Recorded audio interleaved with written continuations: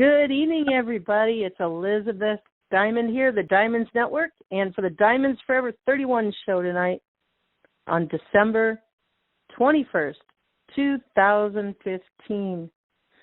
A great show tonight. Lots going on in our realm, and the stars and the moon and the sun. Cynthia will explain down into layman's terms and tell us her beautiful exotic stories so we can just tuck it away in our heart and take it with us every day through now this Christmas season, this holiday season, and all this beautiful seasons of energy. Today, the fifth dimensional consciousness expanding energy, last energy wave came in to build on what's here already in us in 5D and in Mother Earth. So welcome, everybody.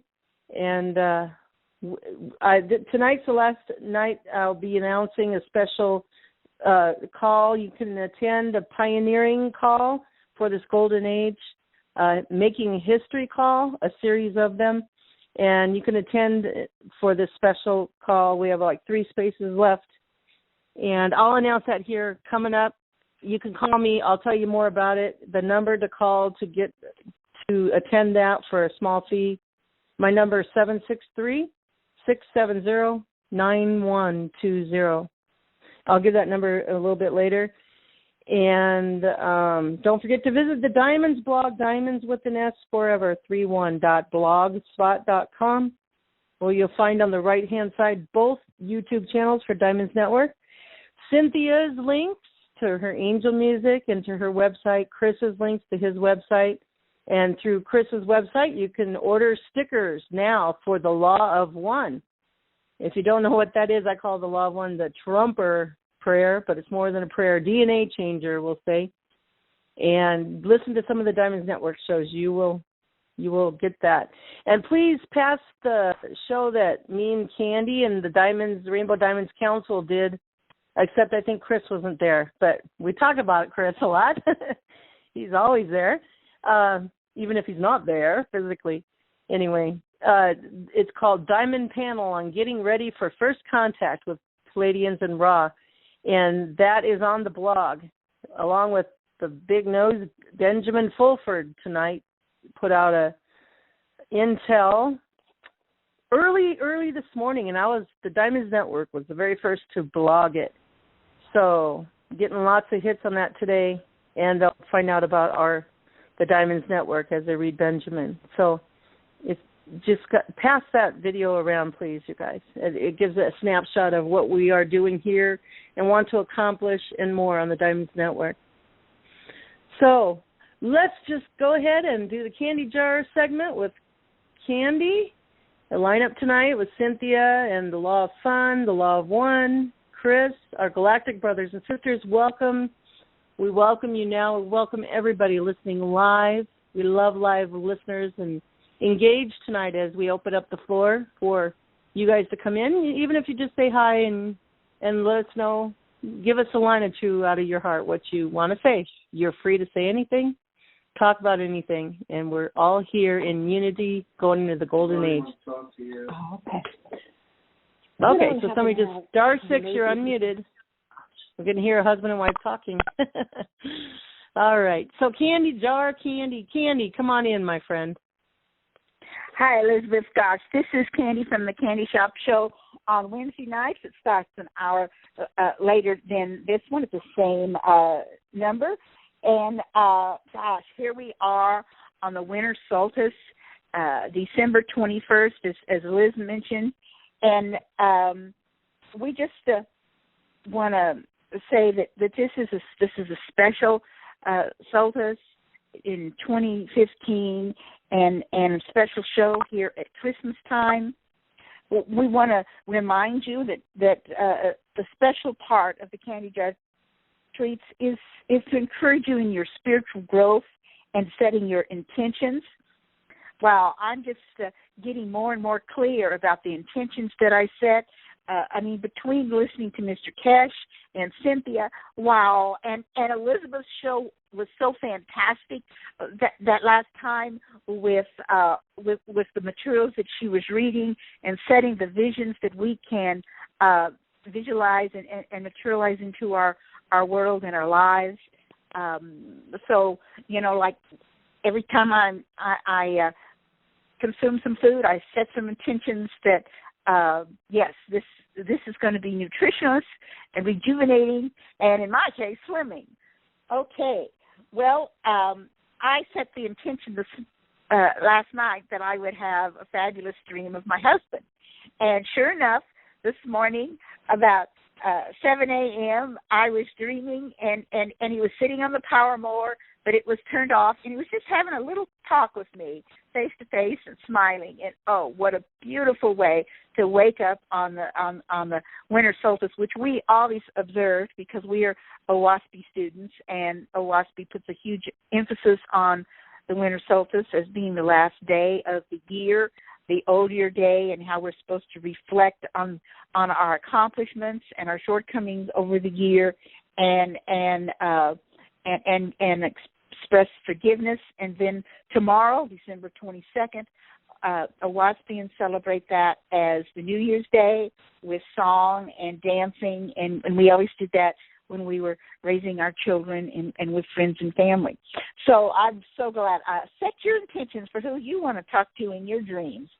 Another thing that my late husband, Les, did for me is I went to have lunch with one of the newcomers that are sometimes on these shows, and she and her father are very much empaths, and I went in and was introduced to him, and he said, "Candy, one of your friends was checking me and our home out 2 hours before you arrived. This nice, friendly spirit walked through the house and didn't say anything, but gave me a big smile and a thumbs up, and I was thinking about a couple of blonde friends, and he said, but this man was dark-haired." And so I whipped out my phone and showed him a picture of my husband, and he said, "That's him. That's who came.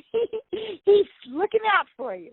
So I just hope that little story will warm your heart and give you some encouragement about how close we are linked to our loved ones on the other side. As I said, in the special time, we do a special time topic for those who call in early at 25 past the hour. There was a live cash workshop here in Southwest Missouri, and I and the other show's fan, Carla, was attending with several others, and it was just great to see the progress in making these Tesla-type coils that everybody's working on. And then we followed up last Monday from the workshop. We did a conference phone call last night, and everybody who was at the workshop was on the call. So there's an awful lot of enthusiasm to brainstorm together and support each other as we're working on the Kesh power boxes inspired by the Pleiadians. And that is free energy, you guys, for the world. In case you're brand new to Awakening, it's a free energy where you can plug in your electricity and get off the grid, use 80%, save 80% on your electric bill, and more, changes food and all that. So let me just add that, Candy. Go ahead. Right, and some of the YouTube people are discouraged, and they think that, the coils are made wrong or this and that. And Mr. Kesh said, don't get discouraged. Don't throw anything away. And everything you make can be used. And so one of his demonstrations was to set up a cascade system where you have your regular 3 coils in a stack, and then you plug in a lamp and something else, and then you have one coil that was maybe left over from your trial and error project, and then you plug in a little fan or LED light. And so it's very interesting to see what he's doing with the cascade effect and how he wants people to experiment and produce data and information even greater than what he initially shared. Well, so let me add, Candy, for the newbies out there, this is one of the first new technologies that, there's a lot of technologies just kind of like this to get off the grid of the energy and electric. lots to come out, and I think this is an encouragement for everybody to keep on doing the action. If you get dreams of blueprints of technology or witty ideas, write it down and follow through. Take the action, because it's not by accident. You must have planned it before you came here to get that. So don't let any witty ideas or witty dreams or visions go to waste. So, right. And also look forward to more and more technology coming out. We've talked about some on the Raw Speaks. Our Galactic brothers and sisters shared with us, and other things. So I'm currently, Candy, working at a plastic company, Plastic. We make all plastic parts for everything in this world. I'm coming to find out there's plastic companies all around, at least United States of America. Well, I keep thinking, wow, I'm working in the last plastic factory. Wow, I'm humbled. Elizabeth gets to work in a plastic factory. They're going to be going out of business soon because all the technology is going to be biodegradable and good for Mother Earth and us, and we won't have to get programmed with all the plastic. Even in our hearts, the plastic's going away, guys. Melting is good because the real heart's coming out. We've got hearts of gold. Go ahead, Candy. Okay. So, Elizabeth, are you saying that you're actually working in an actual factory? Yes, we're making. I work in a factory on the weekends. Plastic parts go down a conveyor belt, and I clip it with a knife or clippers, and we make parts for snowmobiles. That this experience is a healthy one. So, well, my intention is every piece of plastic I touch, my vibrations of fifth dimensional consciousness go in there, and somebody's going to get a surprise. Every piece of that plastic where it goes, it's going in snowmobiles, chicken feeders, farm animals, feeders, and 3M. We did a 3M one, and that's into the electrical stuff or something. So, yay! If I have to be in a plastic company. Yeah, anyway. So I want to encourage folks to be sure and listen to my seminar, Part 1 and Part 2, and I'm very pleased that everyone who's listening to Part 1 likes it so much they're listening to Part 2 that Chris kindly put up there with Jolene's help. And so it's right there on the Diamonds Forever channel. And this is a very good introductory overview of everything that the Diamond Network is all about. And so this is the season to, on December 26th, share it with all your friends and relatives as they're kind of relaxing a little bit after Christmas, and let them get a good overview, and then through the Candy Shop seminars, and then be ready to start the wonderful shows with us in January. Okay. If you're on Facebook, I think that Benjamin Davidson has a wonderful person to friend, and I've been listening to his 3-minute videos about the sun and the solar flares and his earthquake predictions and things for the last 3 or 4 years. He's a brilliant young man about Chris's age, and he gives us heads up when there's CMEs and solar flares that are going to cause more earthquakes or more satellite problems with your cell phones and things like that. And certainly in the last 72 hours, he had told us there would be an uptick in earthquakes. There'd be one in Mexico, and there certainly was 6.9, and then in Indonesia. And I certainly noticed my cell phone was acting kind of weird. It's the same. It wasn't a severe warning for these kinds of things happening this weekend, but it's kind of interesting to follow Benjamin Davidson. He's also called Suspicious Observers on YouTube. Well, George of the Fab Four is sending Blu-ray energy around the globe, and he's helping the ETs that our show has been working with to shut down CERN, and that's great that all the different races of ETs are working together. Now, of course, Benjamin Fulford is just doing a fantastic job, and I finally listened to, Benjamin does not mention the ET issues too much. I mean, he's already a target for just talking about the financial scandals. But David Wilcox interviewed Benjamin Fulford in 2011. And wow, there was such wonderful news. And I never even heard this wonderful news about how much we are crippling the cabal even by 2011. And I really encourage everyone to Google that interview, David Wilcox and Benjamin Fulford, 2011. And it's an hour, but it's jam-packed, and it starts with Kennedy. It actually starts with Hitler, to review the cabal's activities by assassination, giving you so much detail. But the exciting news was just a bit before this interview took place in 2011. He wanted to say that there's all this mind control, which my listeners here know that through Hollywood and the media and things.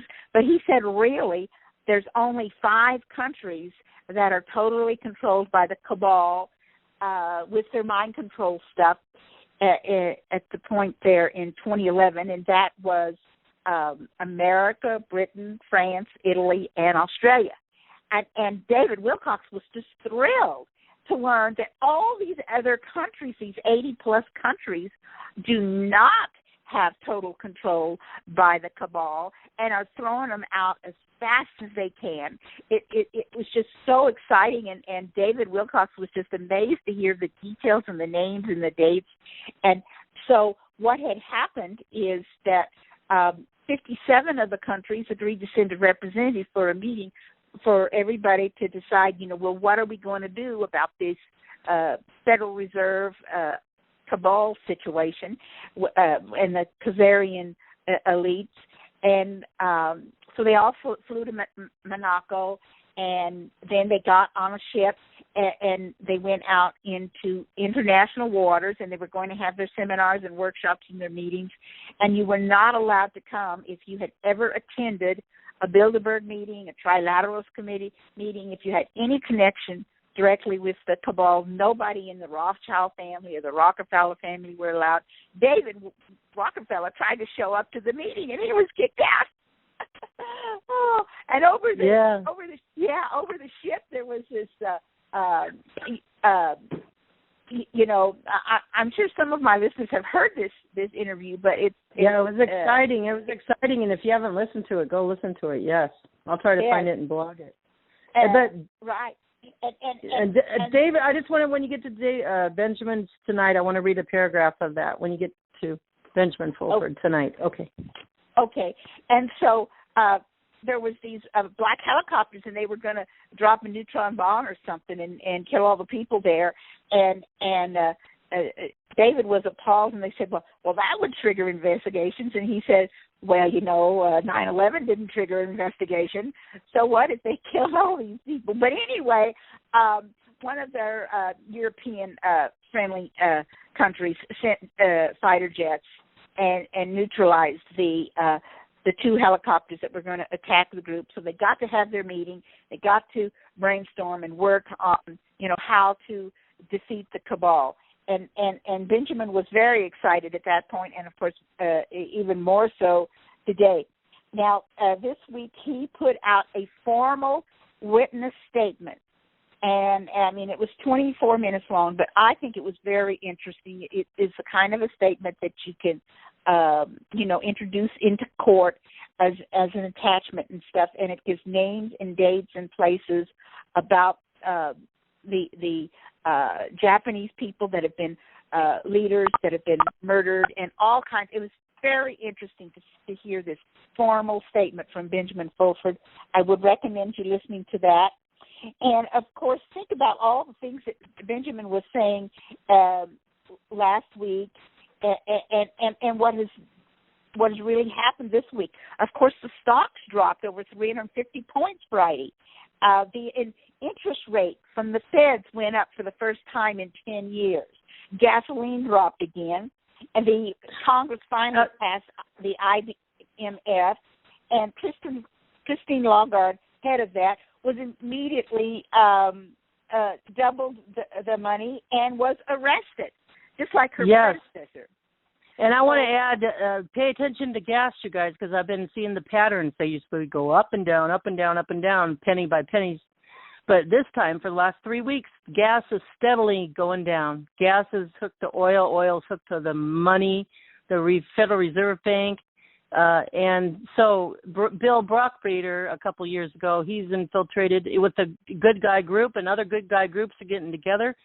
He explained how they're, pushing the rats in the corner with the oil, what they're doing in the oil, and that has the hook with the financial reset and that and all that. Yes, and tell me when it's a good time to read this Benjamin Fulford report that came out today, because we're going to reminisce a little bit of history too. You went back to 2011. This is good. We're encouraging everybody. Go ahead, Candy. Well, I have a little bit to conclude, but why don't you read that now that you wanted to share? Okay, and then don't let me forget to announce our special Galactic Pioneering call before we go to Cynthia. All right, guys, check this out. Benjamin Fulford for December 22nd, 2015. Financial power intensifies as IMF head criminally charged immediately after IMF announces reforms. Now, before I read this, what's her name? Lagarde. Me and Lily have been studying Lagarde for a long time. Is she a bad guy? Is she a good guy? Is she under disguise as a bad guy but a good guy? So we'll just see. As I read this and you see this, and we'll talk a little bit more, I'll bring that up because you never know. The International Monetary Fund last week made a big push to position its SDR currency as a replacement for the U.S. dollar. The U.S. Congress finally, after 5 years, foot-dragging, approved IMF voting reform, diluting G7 power, after which the organization announced it was doubling its money to $477 billion SDR. That's U.S. $660 billion from $238 billion SDR, about $330 billion. And there's a link. Somebody apparently was not pleased because immediately after this announcement, which the announcement to push to position its SDR currency is like a one world bad guy cabal programming thing. Somebody apparently was not pleased because immediately after the announcement, French police pressed criminal charges against IMF head Christine Lagarde. The last IMF head, Dominique Strauss-Kahn. Remember that 3 or 4 years ago? This is when I was on Midnight Think Tank. This was exciting to hear that he was arrested, I think he was set up by the good guys, and this got him arrested. Watch.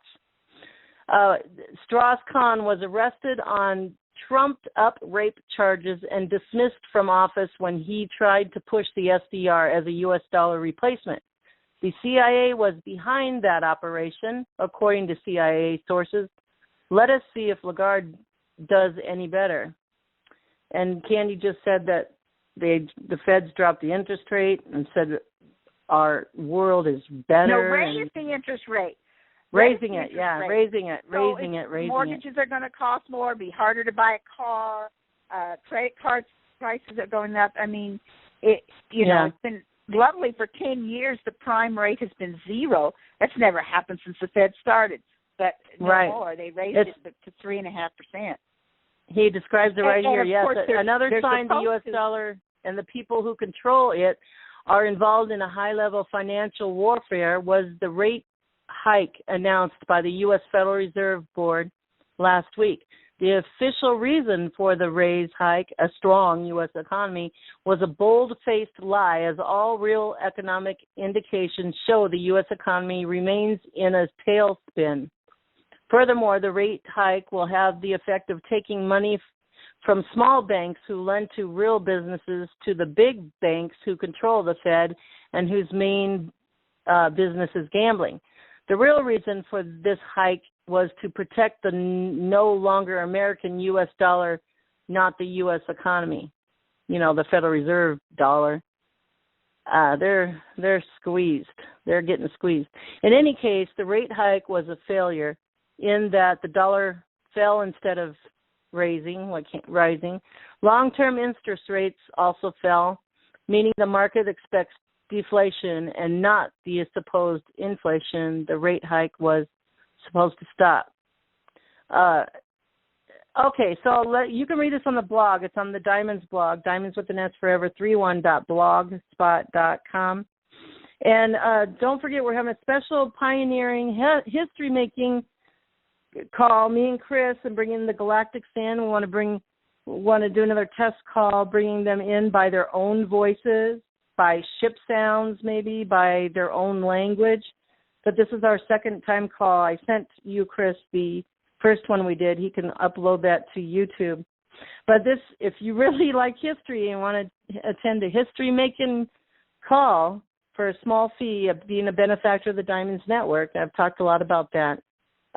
Call me on my phone. That's 763-670-9120. That's 763-670-9120.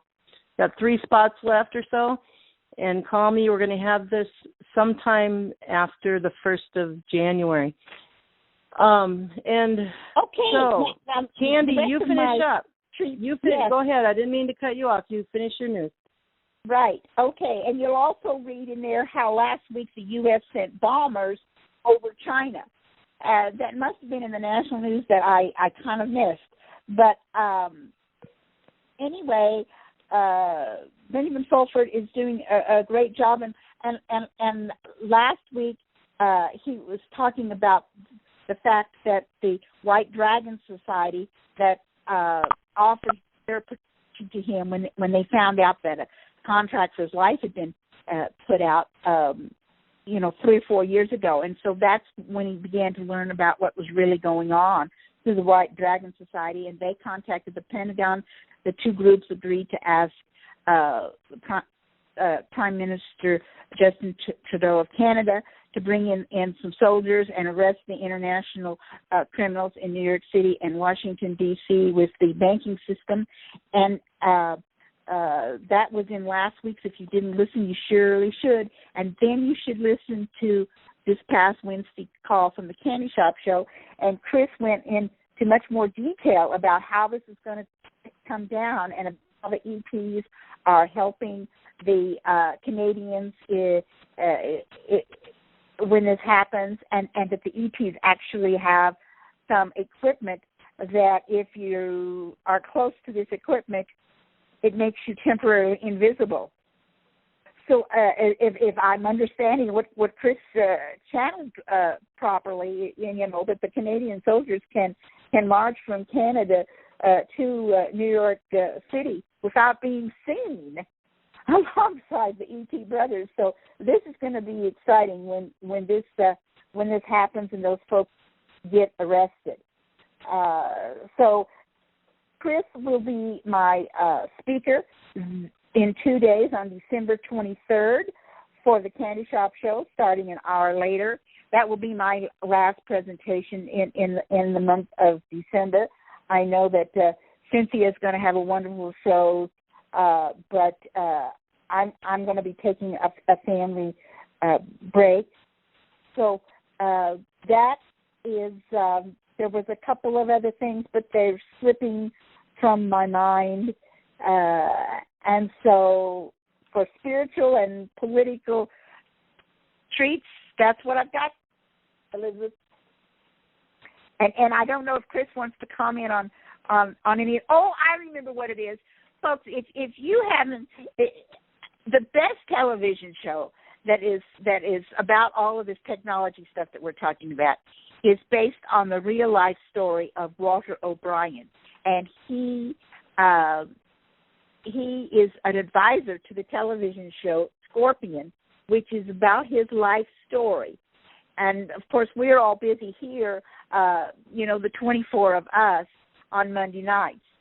But you can tape record Scorpion. You can watch it on your CBS app and everything. And 2 weeks ago, Scorpion talked about this fantastically advanced computer called a quantum computer. And I asked my techie guy today about that, and he knew all about the work to develop the quantum computers. He didn't realize that they might already be in existence, and I don't know if Chris can say that. But in the television show, they were saying, well, it's in a few governmental installations and a few universities, and saying that it was at the University of California, and they showed this energy box called a quantum computer, and it was floating in the air, and it had to be in a room that was 100 degrees below zero, and it was very, very important that it didn't get any warmer than that for it to work. So that was just really interesting, and I just recommend watching the Scorpion show when you can, and that's it. Thank you, Elizabeth and Chris. Sure. And we're going to bring Cynthia on. Chris, is there anything you wanted to comment shortly here with Candy, what Candy was talking about? Yes, about the quantum computer. Yes, I've heard of this concept before where, this is how some of these artificial intelligences are formed. Like Happy Computer, for instance, I believe was a quantum computer to start with. A lot of these AIs I found, like the one that was powering the Strangler bombs, I believe that one was a quantum computer. And a lot of these other little AIs I keep finding, some are regular type AIs, like a normal computer that start out that way, and they can become like a quantum computer if they get advanced enough. But most of the alien tech that I've been finding is, with artificial intelligences involved, it seems to be a quantum computer base. Right. Okay. And I took some pictures, and I like having a CBS app so you can take pictures with your smartphone, and I shared that with Chris. So and it's interesting, I think, that Hollywood is putting these concepts into our brains so that we can expand and learn and understand. Okay, great, guys. Thank you. Is Lily here for the Law of Fun? Lily, just *6. And while we're waiting for you, just tell me you're here. Okay, 1 second then. Another commercial. Just be sure, you guys, for the Diamonds Network Christmas present, if you want to give a Christmas present away through the Diamonds Network, listen to and then share the show that Candy talked about and I mentioned earlier. This one is the Diamond Panel on getting ready for first contact with Pleiadians and Ra. And on that, we summarize what the Diamond Network has done thus far and go into the future. Okay, so let me *6 real quick. And so you'll find it on YouTube. It just got released. And on the it's called, I already said, Diamond Panel on getting ready for first contact with Pleiadians and Ra. And if you want to listen to it on the recorded line, dial the recorded number. And it's 715-3836. 641-715-3836. The pin 883267#. And this reference number for this show is 335 pound for the panel. Or it's on the blog, Diamonds blog right now. You can find it on the Diamonds Network YouTube channel. And then I want to just give Candy's workshop. Oh, God. My computer froze up. Candy's workshops are sorry. Are on one of the first. You'll see a picture of Candy on the video. It's newly uploaded too. So go to the Diamonds YouTube channel. The links are on the Diamonds blog. Lily, let's do the Law of Fun, hon. And everybody's unmuted. Well, the room is open, so just *6 to do the Law of Fun with Lily. Okay, here goes. Okay, so everybody take a deep breath, stretch your arms, reach to the sky, breathe out any stress or any negativity or experience you've had today. Just breathe it out, blow it out, take another deep breath. Pull your belly button to your back. pull it tight, kind of like you're doing a sit-up. This is how I like to do it because it gives me the sit-up feeling. So when I giggle, it's like getting 50 sit-ups, but I'm really having to exercise, having fun. Anyhow, and those of you listeners that are listening to the replay, join in. Even though you're not here on the live call, the energy is the same. So pull your belly button in and repeat after me. Ha! And do it with a big grin. Ha! Ha ha! Ha ha! Ha ha! Ha! Ha!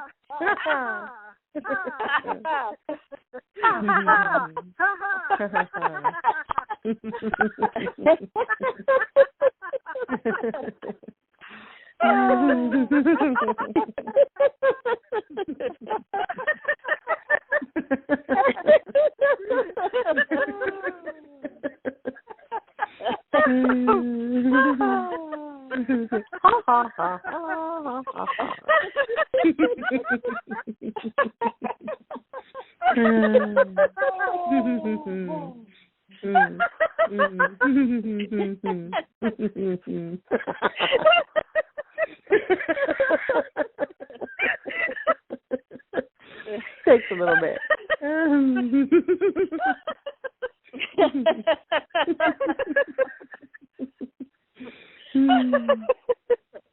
Oh, Merry Christmas, Happy New Year, peace on earth, blow it up and love conquers all. It's funny how you start out kind of corny, you know, but it turns into real laughter, and it works every single time. Every single time. Every single time. Ha ha ho ho ho. What's going to happen when we're make a little Christmas announcement that anybody out there do a spontaneous pay it forward or spontaneous spread the joy, love. You know, you're standing in line, pay for the guys, you know, groceries or, you know, not necessarily all his groceries, or give them a $5 something, or go buy a homeless person a sandwich and drop it off at the laundromat or wherever they hang out in your town.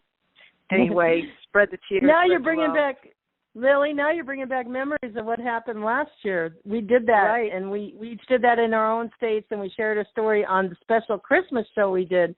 You'll find that on the old Diamonds Network YouTube channel. Look for it was a fun show. It was fun. Thank you, Lily. Oh, fun girl. You're welcome. Merry Christmas, honey. Okay, Cynthia, Marianne, Mare, are you here? And then we'll have Chris after Cynthia. She's going to share with us who we really are and give us some tools. And I love your stories, Mare and Marianne, Cynthia. Come on. I'm definitely here. Marianne, are you here, Mare? I'm here. Mare? Mare is here. Yay! Yay, Mare. Yay. Oh, I love you people so. I'm so glad we're all really one being.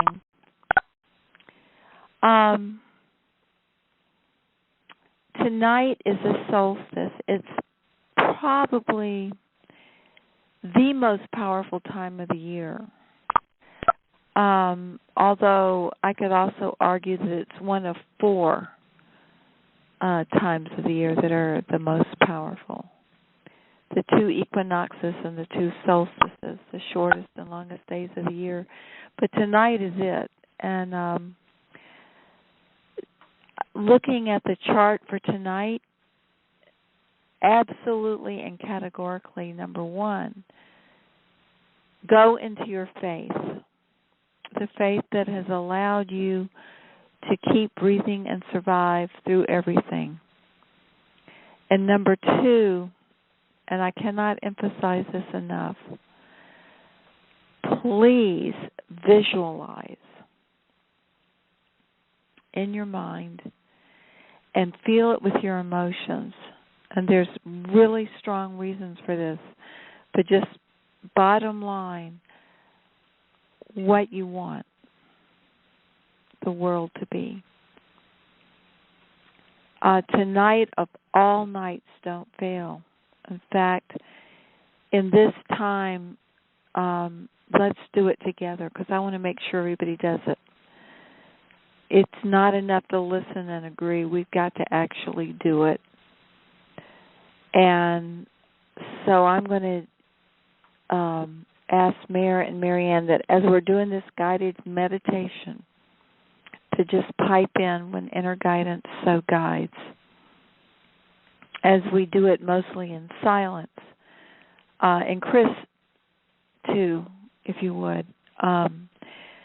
If you feel to guided to say anything as people are in meditation.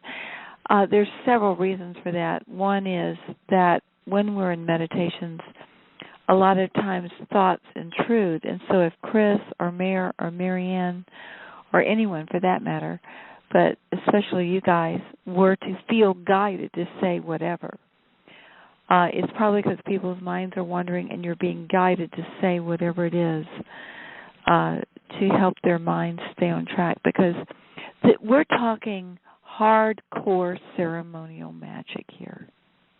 Hardcore. And this is, I call it hardcore because it is scientifically valid. It's taken quite a while for science to catch up with magic, but it's done so about 50, 60 years ago, if not before. And our minds create molds through our visual images and our imagination. And our emotions give those molds power to attract.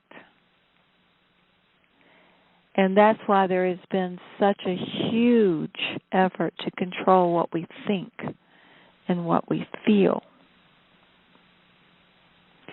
And especially for pregnant women, because when the egg comes down the fallopian tube, I don't know if I'm pronouncing it right, fallopian tube, I guess is right, it makes a perilous journey. It's kicked out.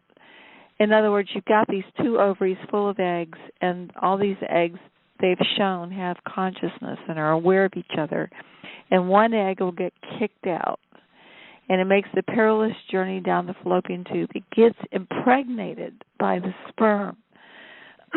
The egg actually chooses the sperm, and all the other sperm enable that one sperm that has been chosen to penetrate the egg. When it does so, the sperm is much smaller than the egg, and when it goes through the wall of the egg, its head gets blown off. And all this has been verified scientifically. And then it goes into a kind of rapture as it merges with the egg. And this is called the conceptus. And then that has to implant on the uterine wall. Now, if the mother has toxic emotions and or is got toxic food, toxic medications, the implantus goes through trauma in the uterine wall. Now, the cells that develop in that implantation stage later become the genital region. And the experiences of that implantus, the fertilized egg that implants on the uterine wall, will be repeated later in life as far as sexuality goes. And they have done every single thing they could to mess up the sexual energy. They wanted us to still reproduce because they wanted slaves. And they're trying to get beyond that by getting machines.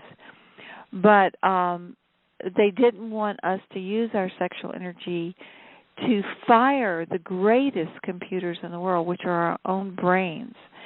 And I want to read to you just a little bit. I won't read the whole thing of what came out today. And this came out today from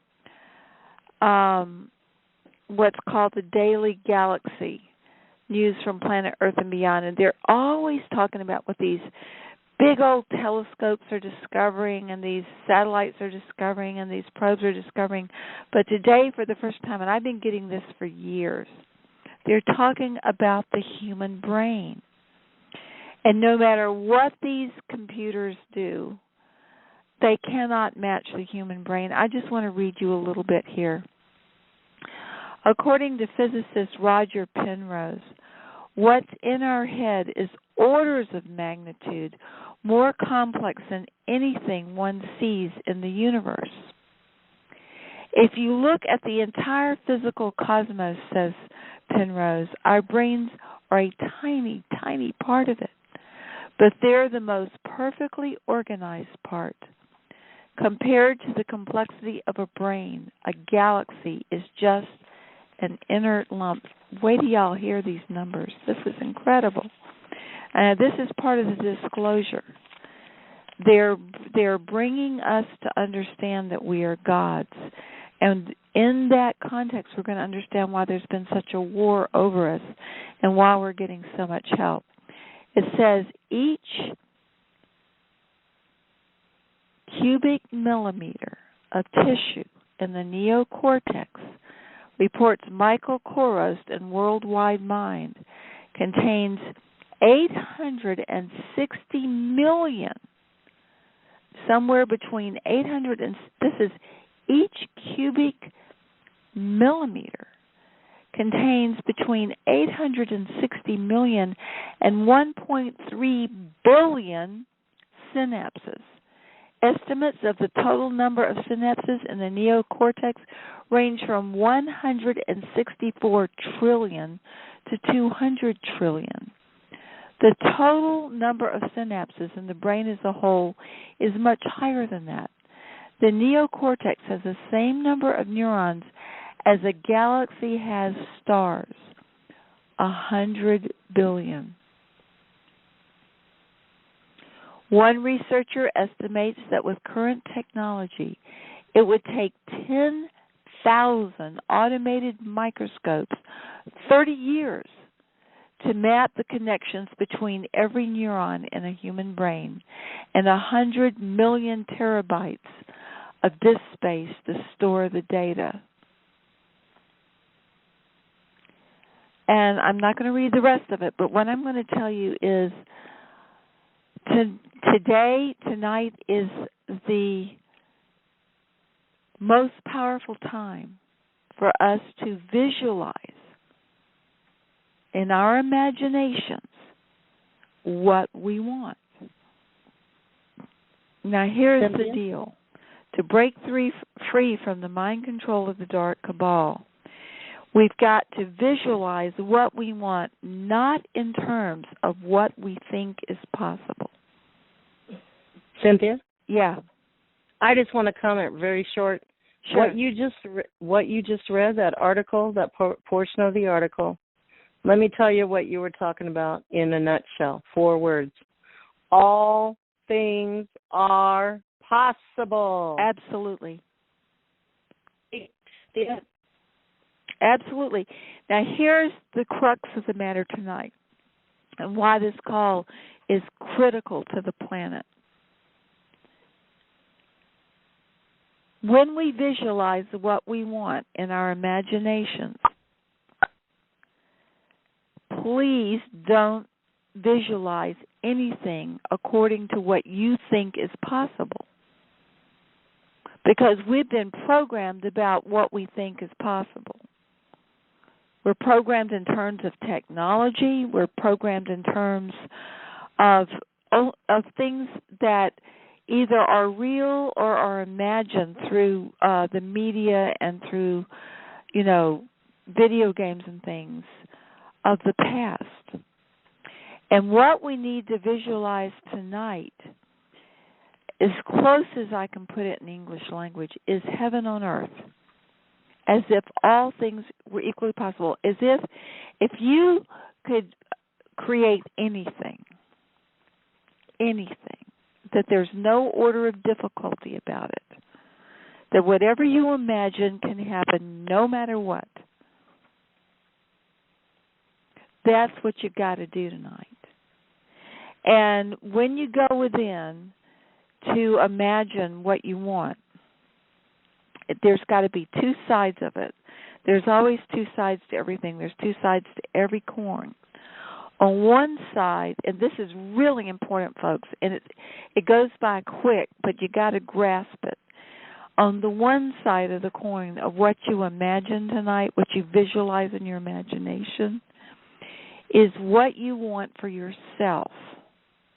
Now, what you want for yourself has 4 parts. What you want for yourself physically. That means your body. Do you want youth and immortality? Where you live, what kind of community you're in, what kind of life you live. Is it interesting, full of wonder and joy and ecstasy? Your physical, emotional, mental, and spiritual body, those are the 4 things. What you visualize for yourself. The type of physical body you're living in, the type of emotional life you're leading day by day, the type of mental activity your mind goes through, and the type of desires that you have.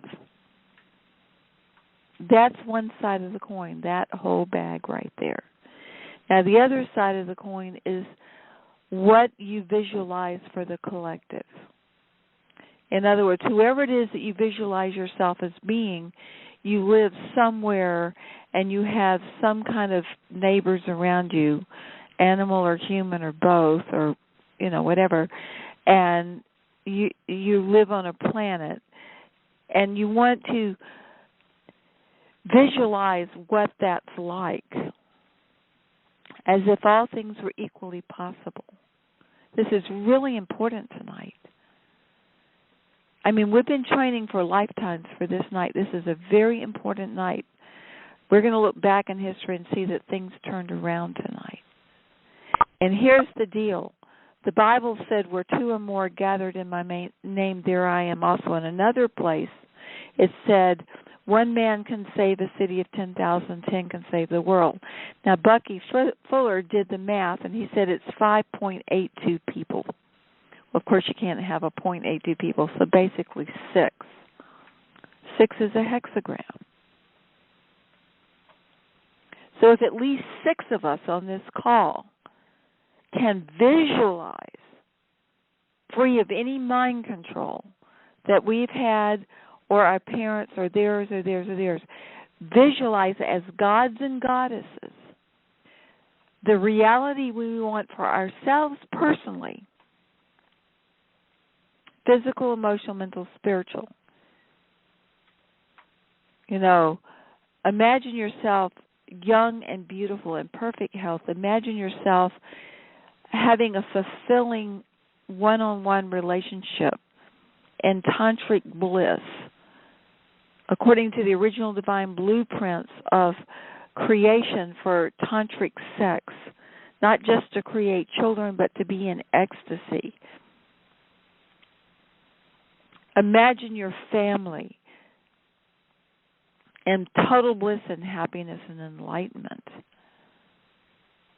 and your neighbors and their neighbors and their neighbors and the whole world just vibrating in rapture and joy and laughter and spontaneity, to where we are all so glad to be God. We're so glad we have physical, emotional, mental, and spiritual bodies. We're so glad we can hug each other and grow healing plants to eat.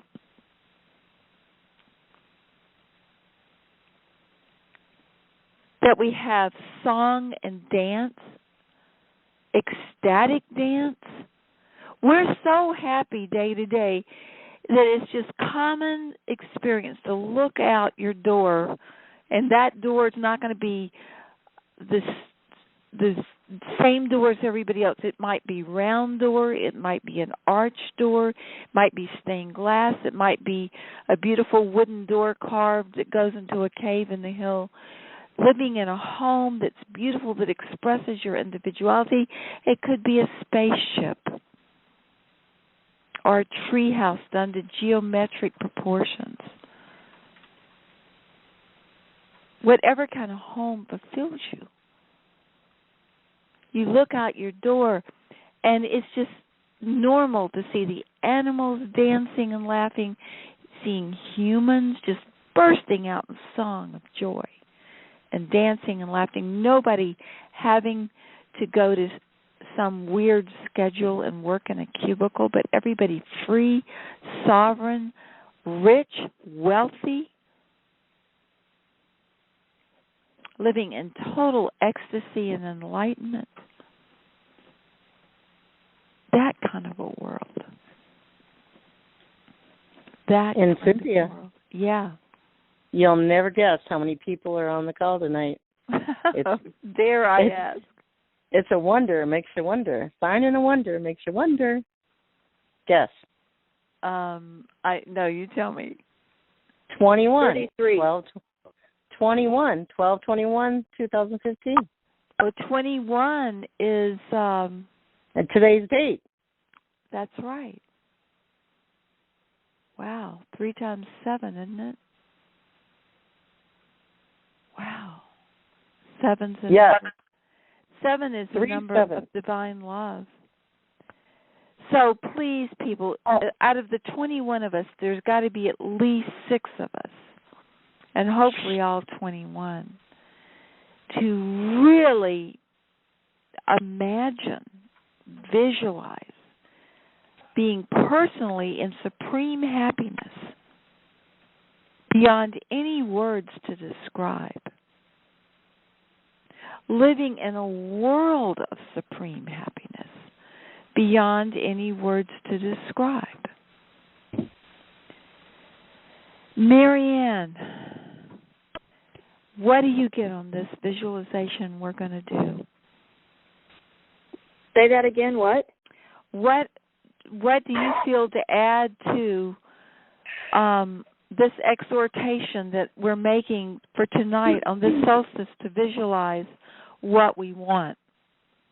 That was absolutely beautiful. Everything that you said was very powerful, very amazing, very beautiful. Just also do not forget about the heart, and continue to say I love you, and that gets you into your inner voice. And also, as you have been saying, the heart is 5,000 times more powerful than the brain. So remember the heart with this with the visualization, to sit in the heart, and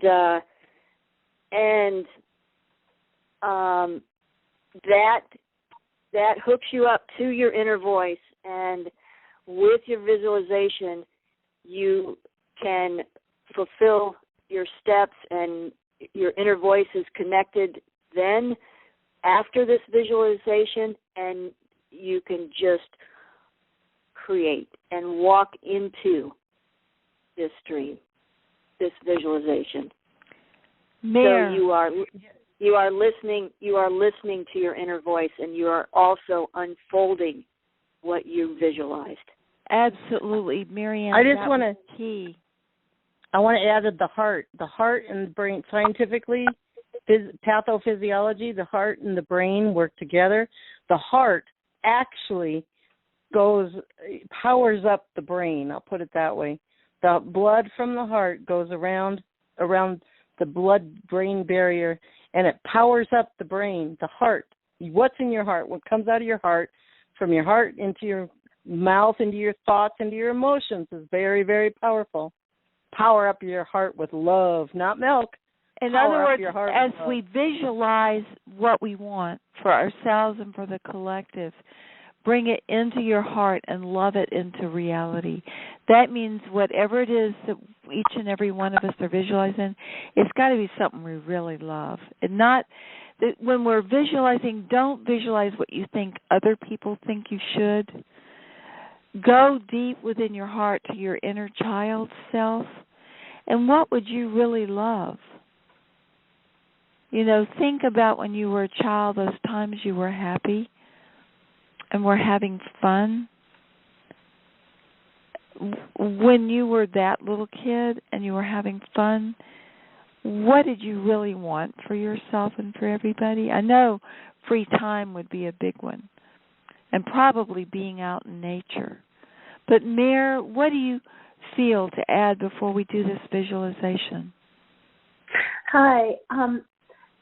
I loved everything you and Marianne said and Elizabeth. That thing that came to mind was if visualizing is difficult, to keep visualizing, but also to think about how you want to feel and even feel those feelings. If you can think about feeling happy and just feel happy and visualize others happy and feel happy as you're visualizing others feel happy in our hearts. So that was what I wanted to add. And I loved what Marianne said about as we finish this, that we're just going to be stepping right into it because we are creating it. Thank you. Oh, thank you. And I just want to add, they're finding out when people are being regressed in therapy, there's very powerful healings taking place. People that are schizophrenic, that are child molesters, that are, oh my God, all kinds of deviant behaviors. They're taking them back to conception and the whole experience in the womb and birth and so forth, and they're finding that our proclivities, what we consider reality, is formed in the very first few cells that develop in the womb. There's an emotional component. So I'm just putting a plug in for everybody to visualize not only your own conception in your mother's womb, but the conception of everybody in the past, present, and future, and on all planets, being ecstatic, being sacred, where the mother is really turned on and feeling loved and in total bliss, and the father the same, really turned on in total love and total bliss in their divinity through all 7 chakras, and that child that is conceived is loved. The father doesn't have to go to work. There's abundance. The mother and father can stay in bliss the whole time she's pregnant. When the child is born, it's done under the best of circumstances. It's born into a beautiful life in a beautiful community. Let us imagine and visualize and feel ourselves having been born and conceived through all our lifetimes in bliss, and all the people being born in lifetimes in bliss, our grandparents, their great-grandparents, theirs, because what we're learning is literally time and space can change.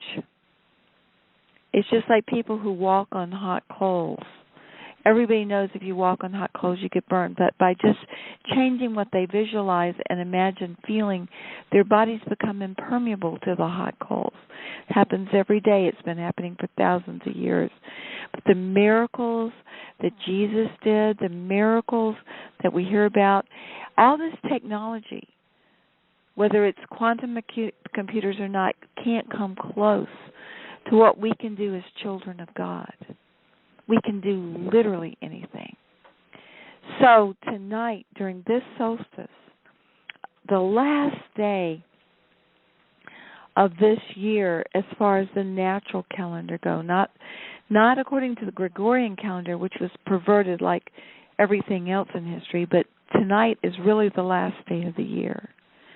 And we are planting the seeds and creating what's going to happen tomorrow, which is the first day of the year as far as the planets go and their cycles and rhythms of life.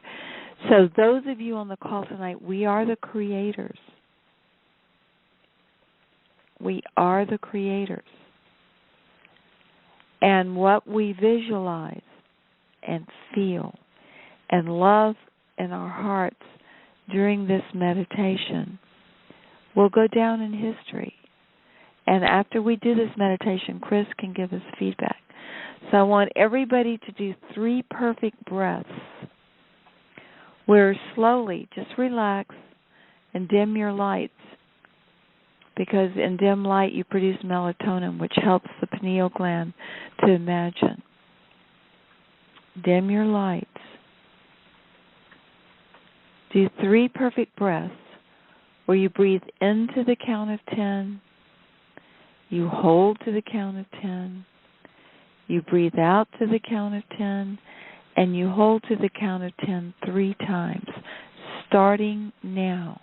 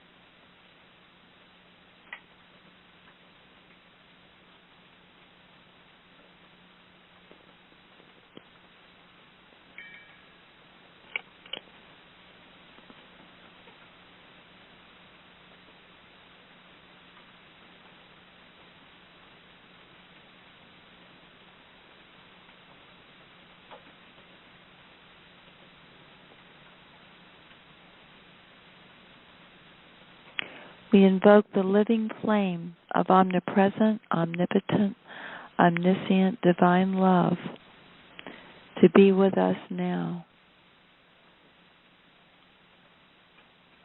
We invoke universal consciousness, the omnipresent, omniscient, divine consciousness to be with us now. We invoke the memory and the experience of our original divine beingness, our original divine blueprint, to be with us now.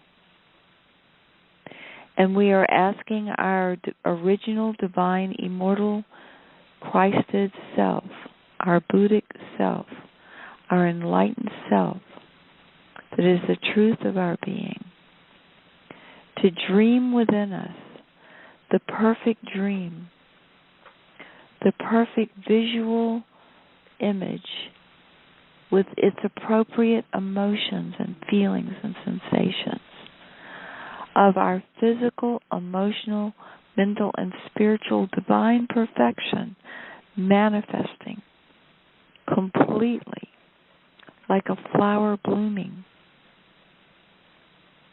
For the next 90 seconds, let each and every one of us focus on our own self, our own physical body, our own emotional body, our own mental body, and our own spiritual body, which is our desire body. And let us imagine it, clearly see it in our mind's eye, and feel it with our hearts. Ourself as we truly are, in divine, enlightened perfection, starting now.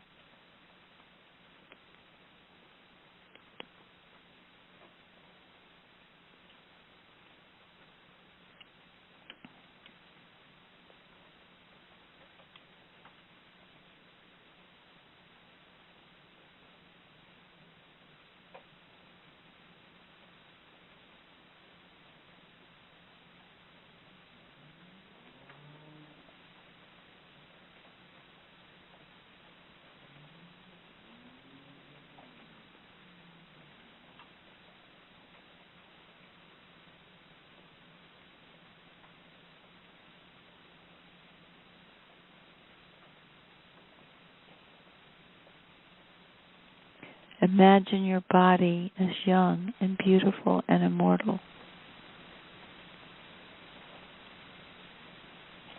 Imagine your emotions as filled with divine happiness and all the divine virtues, divine love, divine faith, divine enlightenment.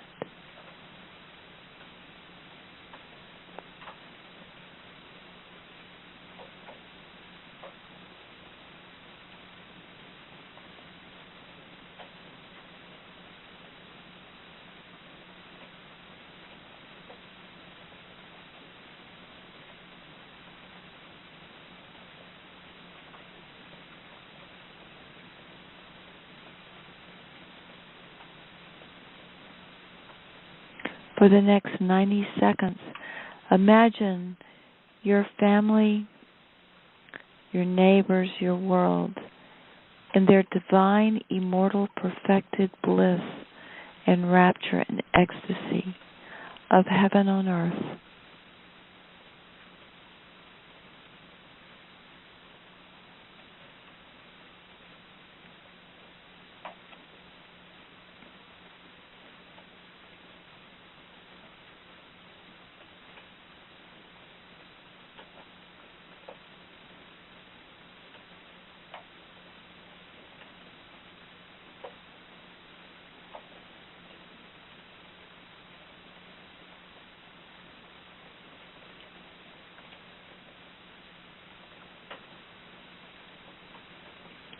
Get clear images and go in your heart and feel the love for these images and feel the refreshing emotions of it already having happened. Don't put it in the future. See it as already happening.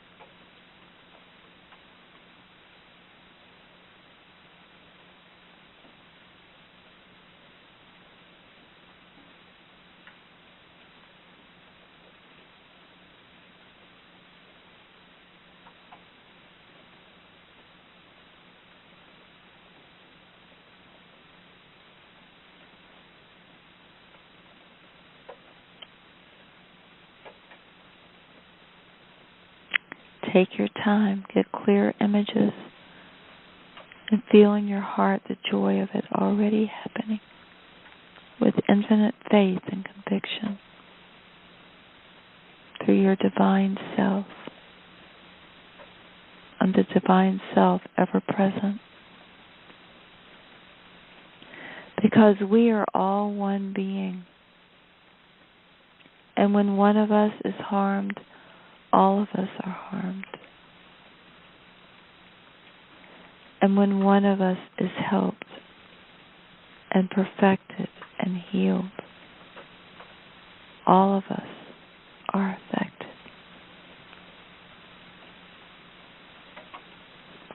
Therefore, in the name of who we all are, and all of us are one with everything, we ask that only the highest good, physically, emotionally, mentally, and spiritually, of everyone and everything, everywhere, through all time, happen.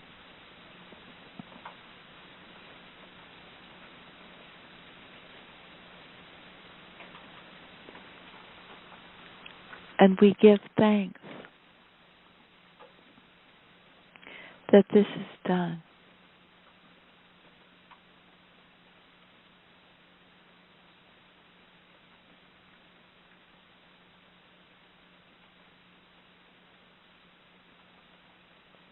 Just stay with this for the next 90 seconds.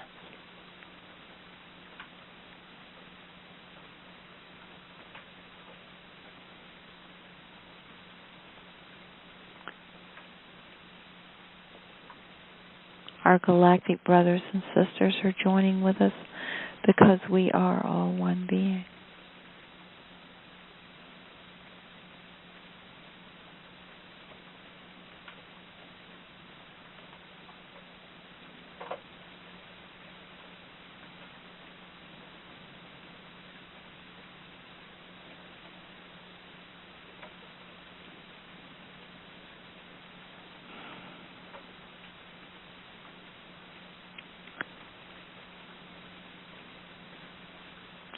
We're seeing every baby born into wombs of bliss.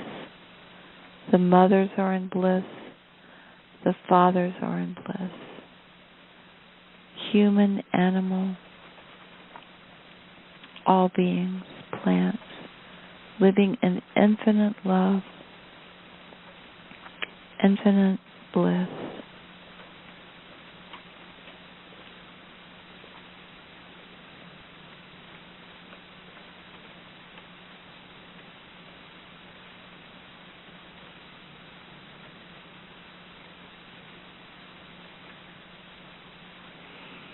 We are so thankful.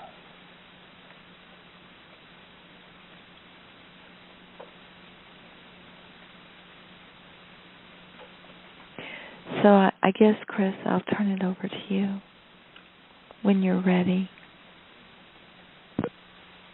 All right. What I've been seeing here for a little bit now is I know everybody on the call remembers when I looked into the Agarthan underworld or underground. And shortly after that call, there was another man from down there that came to my mother and was talking to her about that place down there. And he is the second person has been with me here during this meditational time, and he said the way they train people is by creating a bunch of noise, psychic noise, and they have to find the stillness amongst the noise. And because while I was trying to talk to him, there was just a load of just garbage in the psychic energy. I asked him if he was doing this, and he said yes. And I asked him why. He said the way that my psychic sight could get stronger is by being able to speak to him amidst all the psychic distractions. And what he was also saying was, amidst all the distractions up here in society, completely, be it city life, anything like that, people can still do this amongst all that noise. And it's actually tougher to do it amongst psychic noise than it is regular noise. I believe it or not. But let me see what he has to say here. He calls himself the teacher. He's not giving his actual name. They all give pseudonyms for good reasons. They exist 1,000 feet down, they said to my mother, because that is the depth that you have to go to get away from the cabal listening devices that are up here, and the rocks and all the quartz and everything will shield transmissions after a certain point. And also they have extremely advanced technology as well, like portals, etc.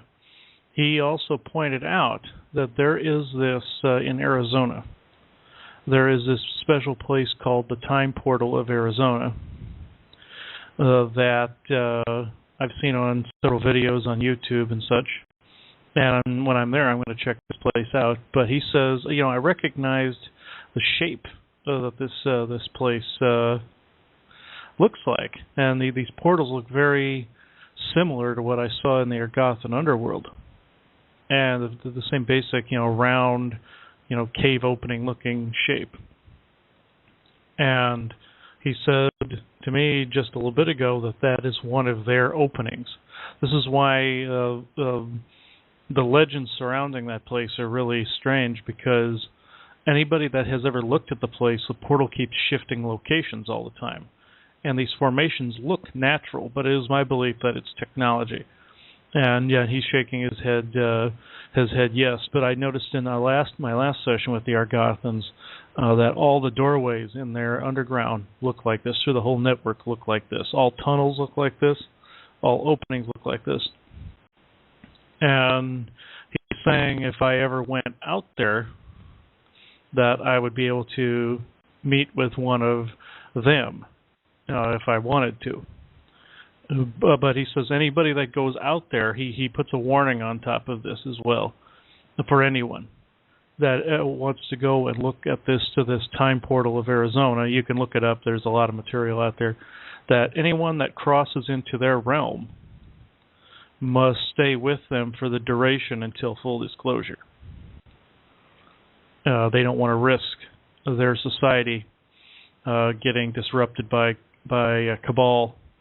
So anybody that shows up down there must stay. And that unfortunately would go for me too if I would cross through the threshold. Now, it doesn't mean that somebody from there can't come here and look around and walk around and talk to people. They seldom do, but it does happen. Like the man that Pat mentioned, he used a pseudonym. He called himself, to me, he called himself Roger, but that's obviously not his real name. But he used a pseudonym there as well. But it looks like he's standing right next to this teacher as well. They're both standing there. There are several others in the background that I can't see completely. They're wanting to say something here. They said, okay, he's saying this teacher is like the spokesperson for all of them. And he's saying, for those who wish to live a life of silence, one must believe that one is in that life of silence. And for that to work, one must believe that the moment in which they live exists. And he is now stepping back and someone else is stepping forward. Oh, and this is that guy Roger I just pointed out. Now he looks Hawaiian, but I know he's not. But he says to be more accurate, they're closer to being under Mount Shasta than under Hawaii. But that's the most accurate point he's given me. He's saying, for those who have suffered on the surface, we know here down under in this Agarthan underworld, I think he just gave a clue there,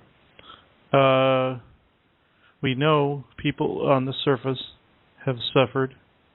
However, this date that you have been given for your full disclosure in 2 years from this day, the way that it remains as such, as set in stone, as you would say, is that all changers, as we call you, remain in play, as you would say, in the game. Not backing down, not becoming an ostrich, as you would call people that bury their head in the sand, as you say. These people need assistance to come out into the sun once again.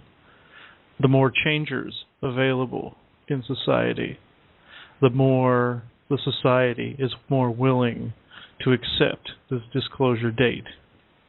This date is more of an mean average than a complete set in stone. It will become as such with the amount of changers available in society.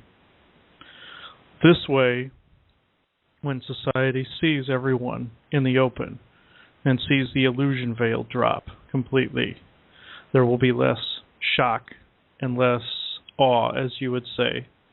Not that we don't want awe. We just don't want people thinking they must worship us. This is not so. We must insist that anyone wishing disclosure must do so in a more peaceful and less violent manner, regardless of the topic in which you are fighting for, be it from these chemtrails to the now destroyed CERN, all of these cabal installations, to any of these quarks, quote unquote, that you find. No violence is permitted, at least by our society. Our society abhors violence. We once fought these people, tooth and nail, as you say. We once had a bloody coup, as you call it, with them, and amongst other beings for thousands of years. This got us nowhere. However, defense in such matters, if it means your life, is just fine. However, offense is not. These are the tools of the trade that we give to you. However, if you feel that your suffering in this society of yours is far too great to handle, you know where to look us up. We have openings planet-wide that people have seen, but seldom have wandered into because of our psychic influence. This time portal in Arizona is one of them. Mount Shasta is one of them, and there are several others planet-wide that people know so far. Look to your so-called enchanted forests, as you call them. Look to the weird, as you call them, rock formations peering out of the rocks and out of the dust. This is where you will find our doorways. There are far more than we've even revealed to this one, and far more than even the Ra group has revealed to this one. But if we wish you to enter our underworld, we will make ourselves known to you. This also means that anyone entering from any location on your world would become a permanent fixture, as you say, to our society. That is, until the time of the awakening has begun. Thank you.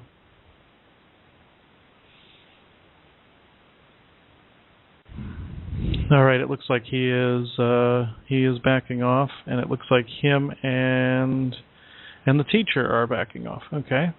And actually, wait a minute. The teacher is saying something. He is saying, he's telling me to look to my skies tonight, close by, close to this location. This will be our target for this evening, other than what we've done so far. Okay. He is telling me, I discovered something the other day that I could see this partially with my eyes, but mostly with my third eye. I saw a city, a floating city in the sky, fairly large. It was transparent. I would say, if I had to judge a size, at least 3 or 4 football fields across by like maybe 3 or 4 wide.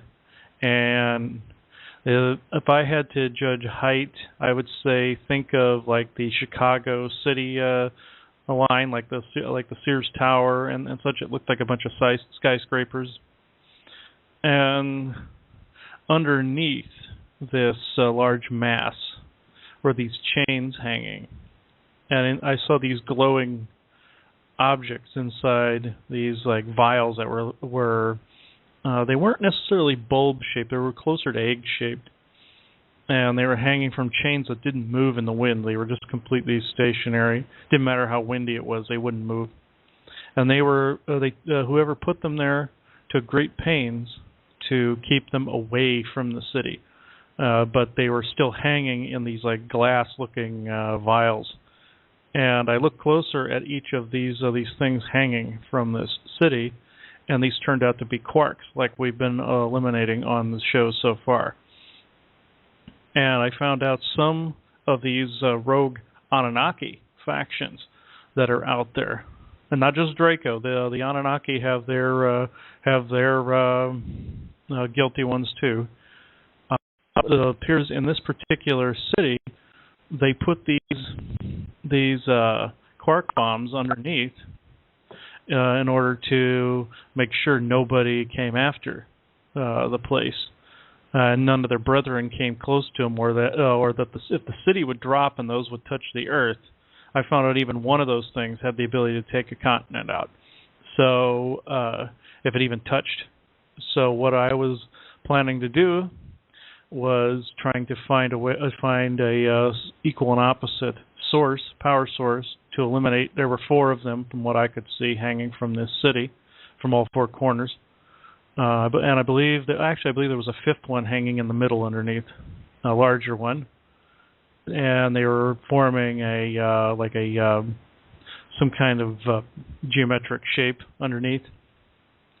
So I will find another source, equal and opposite source, like those little robots that I found that night on the show. Let me see if I can find anyone out there being able to cancel somebody these out. Who has a loophole into these quarks, like that other guy that came in, remember? We're calling ya.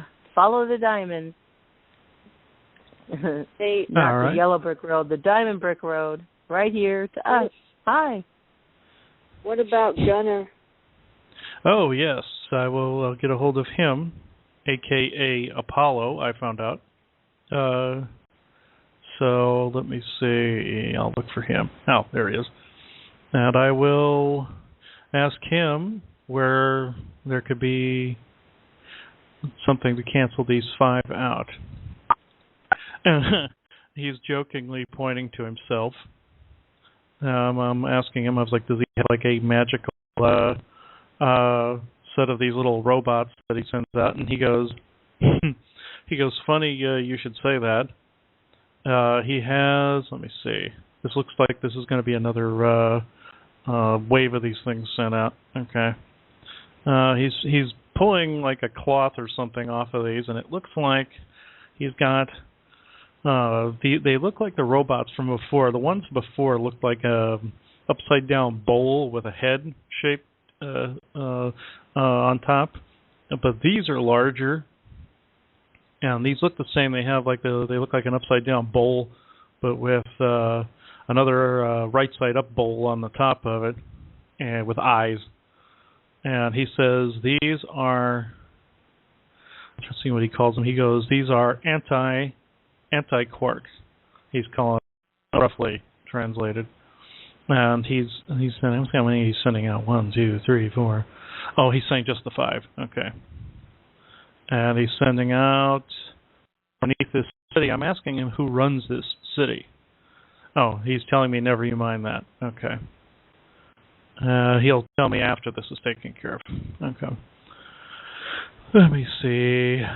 I'm looking at these robots, and it looks like they're all approaching these 5 inside these glass vials, and it looks like they're cutting through these.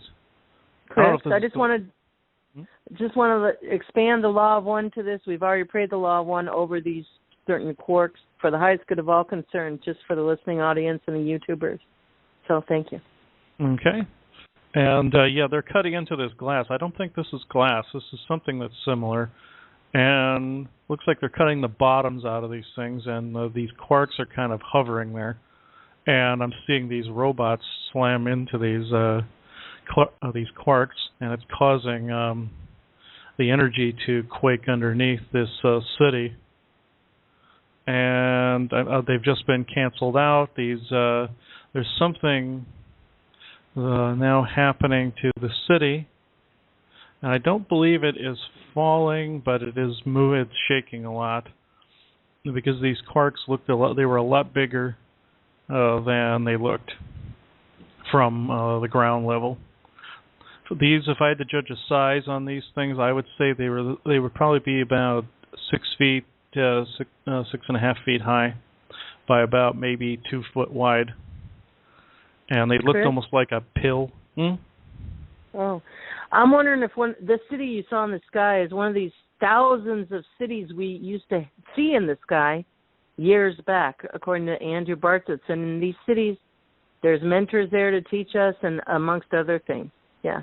Maybe we can talk about that confirmation after you're done if you're done. Okay. I don't know. Yeah, I'm gonna look. The scene seems to have changed from a ground view look of this city to above it, and I'm seeing who is there. It looks like Gunner / Apollo is telling me he's pointing to a large tower. Let me see. He says there is someone within that tower. I'm sensing extremely high telepathic ability. Extremely. Let me see. What's the word? I'm not getting agitation. I'm getting. I would say irritation, but not overly.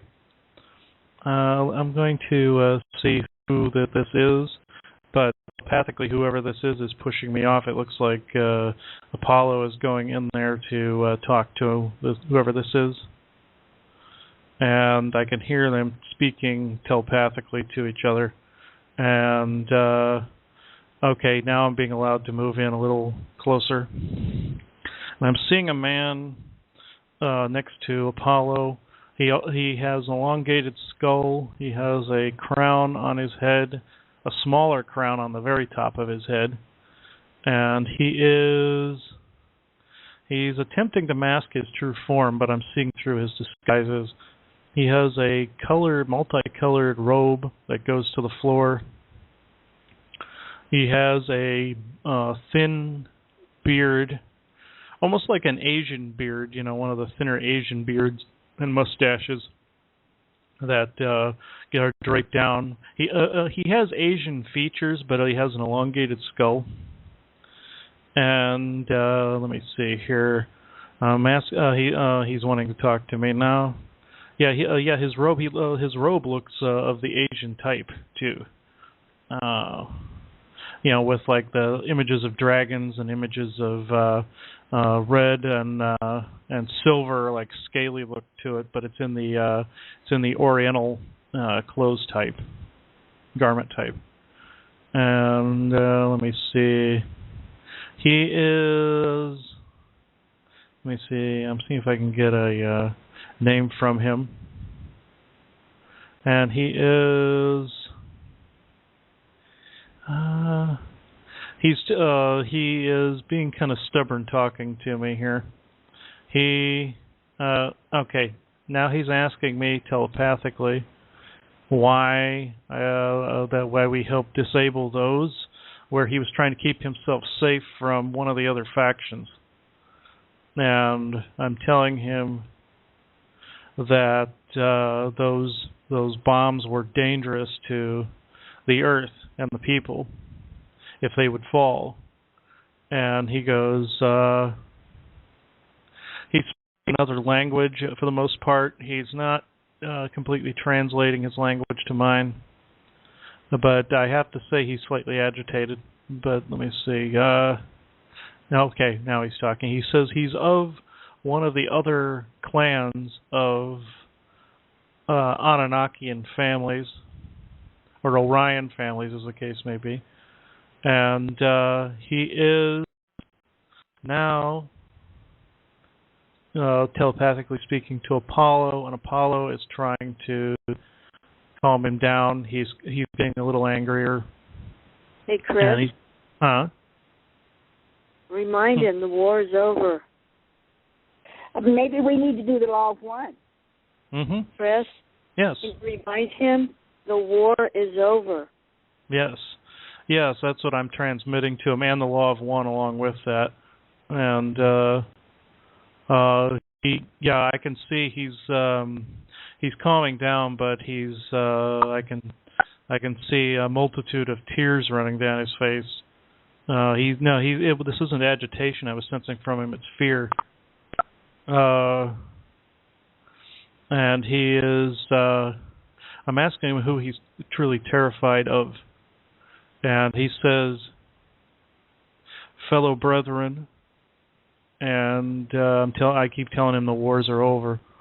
And in fact, I'm going to call in someone else to prove it to him. I'm now calling in 3 that everyone on this call will know. There are three figures in Sumerian mythology that everyone's familiar with: Anu, Enki, and Enlil. And I'm calling out to them, and I can see them showing up beside him, and they just kind of materialized in there, and they are patting him on the back. They are the ones that he is terrified of, and they're assuring him that they're not as they were in the old times. And he is, God, let me see. He says he is ashamed of how things got back in that time, that he hid in isolation, even though he was out in the open. Having the bombs around him, it was technically being isolated. And he's saying he wishes communing with his brethren once again. So he's returning to what they call the Tree of Life. It is a mechanical place that is outside of their world of Nibiru.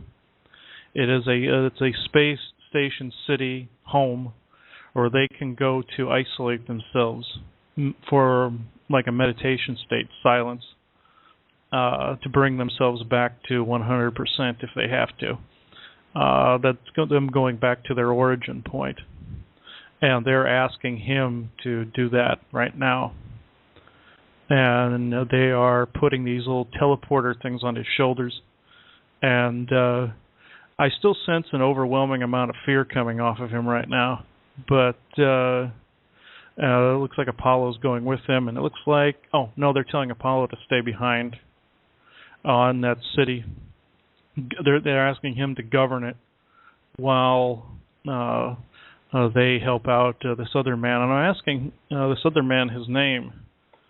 And he is just saying, he says, look to the Chinese mythology and you will find me as one of the beginners, one of the ones that were not snakes, one of the ones that were not the darkly entrenched serpents. Though there were dragons there of good ties, and there were Draco there of bad ones, he says he was there as one of the beginners. He is not Quan Di. I thought he was Emperor Quan Di, but he's not. Emperor Quan Di is the first emperor of China. That's who I thought he was, but no. That's someone else. And he's saying he also ruled in Japan as well. He's saying, he says he has a bloodline in Japan that is of importance. He says members of the royal family in Japan hold some of his DNA from a long time ago. And he says he has descendants now all over the planet. And I asked him why he has Asian features very much like some of the reptilians do. And he says not all the Asian features came from the reptilians, the reptoids, any of the draconian species. And he says, unfortunately, he has contracted some kind of virus. It looks like he has some kind of mutative virus that they are attempting to rid him of. That he also placed himself in isolation because of this fact. And I told him about the original Orion reptilians that were changed back to their original state as Anunnaki. And I just saw his eyes getting bigger. And it looks like because of the proximity of those quarks, he was not able to get the connection that those other Orion reptilians got. I asked him if he has the transmutated virus they had, and he says yes, he does. So this would explain some of the Asian features. He said he looked like that before the virus.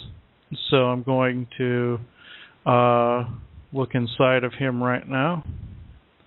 And he's it's really weird looking at Anunnaki and physiology inside like this, doing like a healing, because as close as they are to human beings, there are so many different things inside of them. There are so many different organ layouts. Their organs all look like planets. Their cells look like planets. Let me see. I'm going to hit him with the law of one and course it through every cell in his body. And before I just showed him the law of one to calm him down, but this is coursing through every single cell and out the top of his crown. And he is now, he just fell down to his knees, and he's on his stomach at the moment. And there's something leaching out of his cells. That's green. It's kind of like a pea soup green. And it is Apollo is looking at what this is coming out of him. He says, this is what happens. This happens in humans as well, when something leaches out the cells or out the pores in the skin. And it looks like he only had a mild form of this virus. It wasn't a 100% like those other beings were. So let me see here. They're holding on to him, and it looks like Apollo is checking out his core. You know, he's putting some device on him that looks kind of like a stethoscope, but it looks like it's a stone, like a crystal or a rock of some sort. And Apollo just went, oh, it's primitive looking to everybody else. It looks like he's just rubbing a stone on people, but it's actually technology. And he is checking this guy over, and he's asking, now that I look through him, Anunnaki and physiology. You know, if you could see it from how I'm looking right now, as much as we are alike, we are different on an evolutionary scale apart, and it is his energy matrix is so different than ours. Let me see here. I don't even know if he's healthy or still sick. Let's see. Apollo goes, their energy matrices are supposed to be blue, white, fuchsia, and golden. And let me look here. And I'm not seeing any of that. Hey, so Chris, I'm going to... when you said blue, it's green now. Can you add the sun or the energy of sun to change it to blue? Does that make any sense? Yes. I'm sending this being or this man this healing. I'm seeing this blue sun form in my bilocated self's hand, and I'm handing it to him, and he's capturing it in his hand and putting it within. And he's pushing out something out of his cells. It looks like the pucy color green again. And whatever this is, this looks like an attachment actually. Something attached to him. He says it's a mixture of his cells fumigating this out, and an attachment. I can see this thing has eyes and everything. It looks reptilian to me, and it is looking at me right now. It has this is weird. It has cobalt blue eyes. This is not common for a reptilian. They usually have orange eyes. This looks to be like a new kind. smaller. Hi, Blue Eyes, Reppy. Yeah, almost like a frog-like in appearance. But I can definitely tell he's a Draco, but he's like really tiny. And I'm asking the rest of them who this being is, and Apollo / Gunner just looked at this being, picked him up, and he goes, "Oh, this little guy. He's been causing problems for a while now."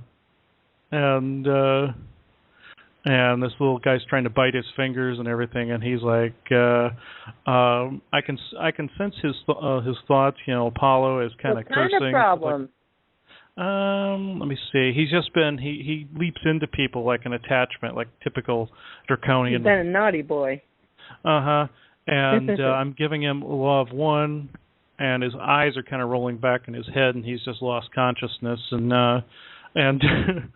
Apollo goes, "Finally, that little ass decided to quit biting his fingers." Okay. Let me see. And he's putting him in a little coffin-sized, miniature coffin-sized chamber, like stasis chamber, and he's locking him in there and putting a lock on the outside. It's like they were wanting to capture that guy for a while. That's the kind of the thoughts I'm sensing from them. And he's been on the Galactic Most Wanted list, see? And now more than likely. He's number one. He was number 1 or 2 of the Galactic Most Wanted list. Happy to oblige you guys, right, Chris? And and Apollo is telling me, he says, yeah, that's essentially correct. That they do have lists like that out there. That's almost like a Most Wanted, and this guy was on one of those lists. So you are correct, he says. That humans got that idea from them for law enforcement. Let me see. I'm looking at this man again, and they're peeling off this really rough-looking exterior, like almost like a blanket-type skin, second skin that's black and scaly. And it looks like a bunch of reptilian features started to surface from this virus, so they pulled it off. And I don't know why this man's system is so hard to cleanse out here. Let's see. They said, I'm asking them if there's something else there that is the reasoning for he's so sick. And they said he just had it for so long, and he fought it for so long mentally. That's why it was slower. And the fact that he had an attachment too. And I'm going to see what they're doing. Okay, they're taking his robe off, and they're putting another robe on him, a white one, and a white and gold one. And I can see his face looks happier, and I can see they put a new crown on his head. And they said they're still going to take him to that isolated tree ship, but it looks like he is cured of what he had, and he is saying he's bowing to everyone, and now he just kind of collapsed again, and he's leaning against the wall, and he's sobbing, and he says, "Blessed are our children, for they have found a way that we did not." And they're picking him up again, and it looks like they're taking him over to a little pod where they're going to take him to this tree. And it looks like we were instantly transported to this big tree ship. And if I had to describe it, it looks like the pictures you see in Sumerian mythology, where you see these Anunnaki on either side of a tree with pods on the ends of the branches. And this is exactly what this is, but the pods in this case are where people can sit and look out at the stars. And if I had to describe these pods, they look like, I call them Jetson spaceships, because that's what they look like. They look like the ships from the Jetsons with the bubble on the top of them. And they're placing him in one, laying him down on like a bed where he can look up at the stars, and if he looks over, he can see his home world. And they're telling him he won't sit still for some reason. Even though he's healed, he's kind of fidgety. No, let me see. They're healing him, and they're telling him that he will have to remain there. He can move about that system. He just can't come back to that city here on Earth for quite a while until he's completely healed. And now they're turning to me and telling me that he still has some healing to be done. So they're asking me while I'm on the call here, oh, I see what he has to have done. And they keep showing me this former robe that he had on. And he is asking me what I would do with this particular garment. And I said, does this represent the old skin? And he says, it is the old skin. So what do I think needs to be done with that? And I said, just particleize it. Send it to the four corners of the universe, turn it into something positive. And that's what I'm doing, and particleizing it out. And they said, very good. And now this man, he keeps shifting forms constantly. It's like he can't maintain his original Anunnakian form. Like his brain keeps changing him into people he was. And he said he has to calm that part down. It seems the Anunnaki have the ability to change forms at will, since they've had a lot longer to evolve. Let's see. Yeah, because he keeps showing me forms he was in history over and over again, knowing that I would be curious about that. And he says he hasn't spoken to another of his kind in centuries, mentally or verbally. He appears to have been the only one on that entire city in the sky. And he says him and two others were there. I'm asking who the two others were. He says servants. And let me see. And they're asking that I go back to that city and look for the other two. And Apollo is still there. And he's looking for these other two. And he's found two doors that they remind me of the Star Trek doors where they open, they open up like on Starship Enterprise on Star Trek.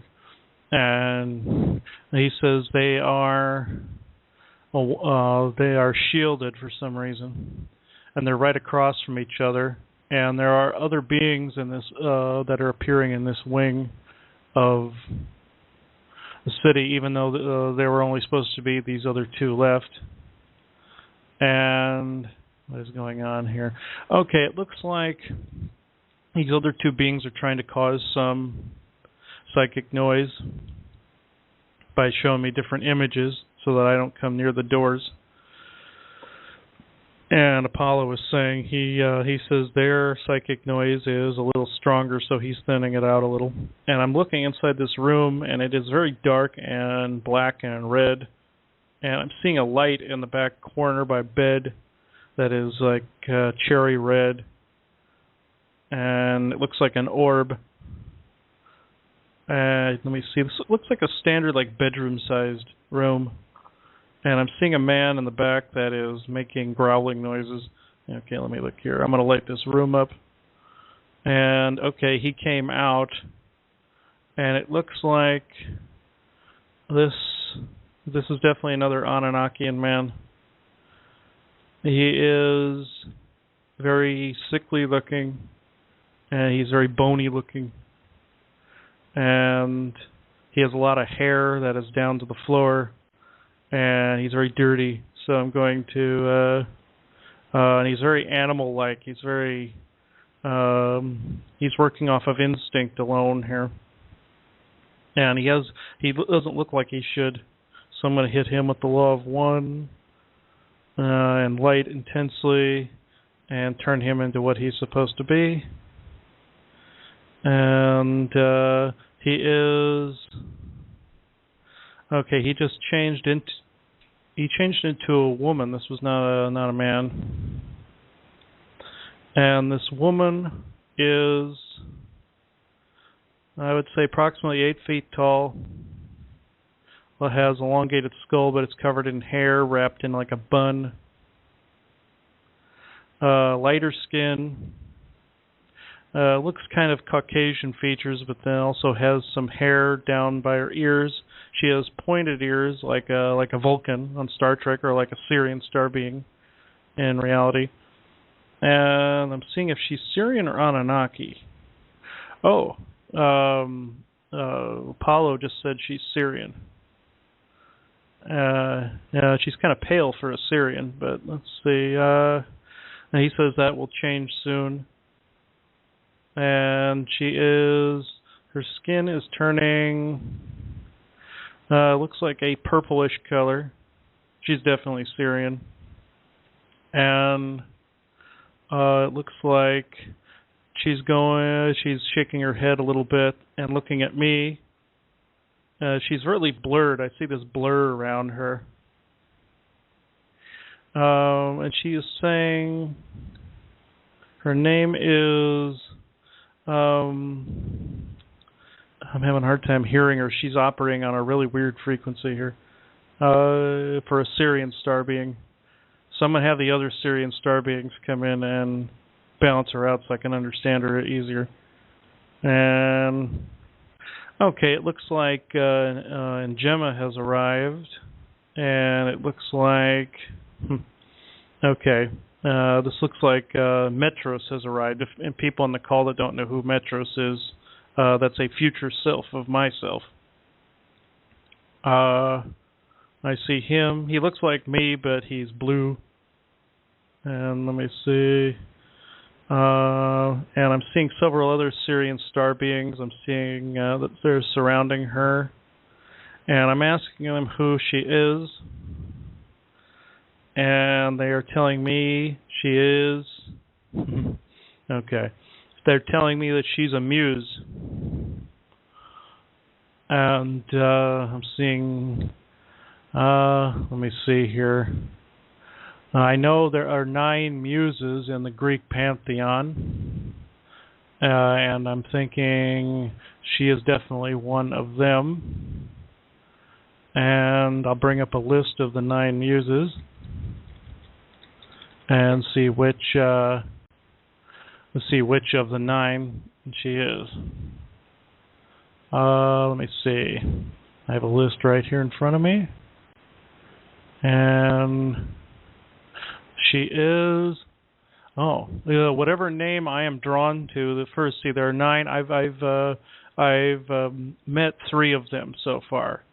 There's Cleo, Euterpe, I hope that's pronounced right, Thalia, Melpomene, Terrascopor, Rerato, Palomina, Orania, Calliope, and those are the 9. I've met Cleo, Erato, and Terrascope. But she is telling me that she is muse number 3 on this list, Thalia. If that's even her real name at all, but that's the one she was in history. And they have been looking for her for some time. And she is telling me that in history, she definitely was... Okay, this is very interesting. I had to use a geometric shielding to heal her. Like I automatically knew to use like geometry, locked in with the law of 1 around her. And get this, I just looked at the Thalia's history. Muse Thalia was the protector of comedy. She discovered comedy, geometry, architectural science, and agriculture. And also the protector of symposiums. She was always depicted holding a theatrical comedy mask. And she was, when I found her, she was, her face kind of had that sad, happy look to it, to where it was kind of like the theatrical look. And I wonder what the heck that was all about, and now I know.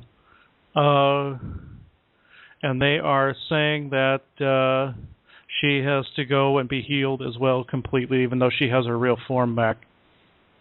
And they're telling me there's one more person. And there's another door that's partially broken.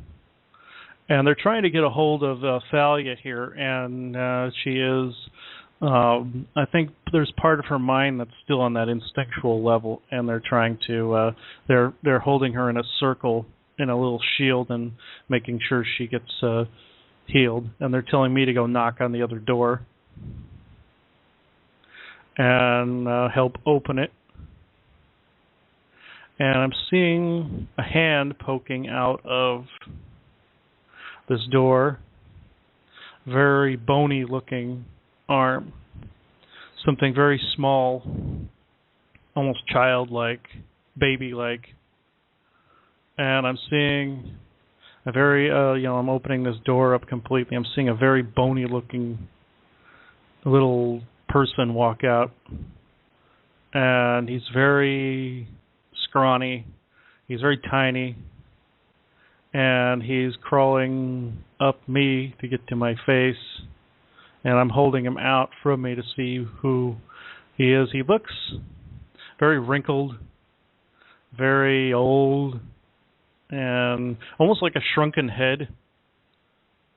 And I'm going to put the law of one in him and light in him and turn him back into his normal size. And I saw a man start to form. He is taking back his original form, but he is very tall. If I had to judge, he's about 10 feet high, has only a little bit of hair out the top of an elongated skull.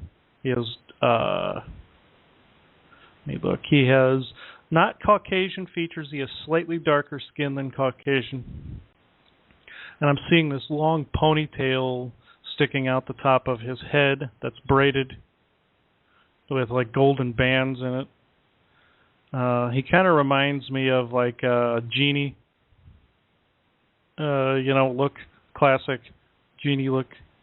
And I'm asking him if he's Anunnaki or Jinn. He says no, he's not Jinn. He's definitely Anunnaki, but he's been there a while.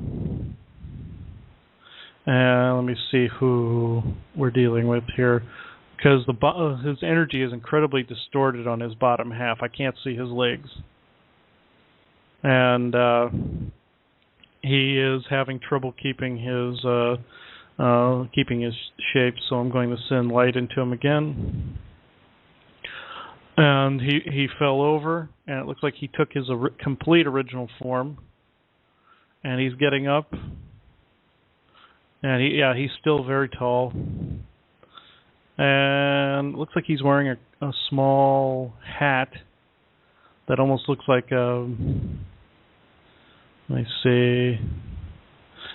He's putting out a lot of psychic noise, so bear with me. And he's very disoriented. And I can see the Orion souls are coming for him, and they said he was one of their lost brethren. We would call them the fallen ones. And they're saying he had a role in history as well. There are images of him all over. I'm asking who he is in a reference to something somebody would know. And they said he is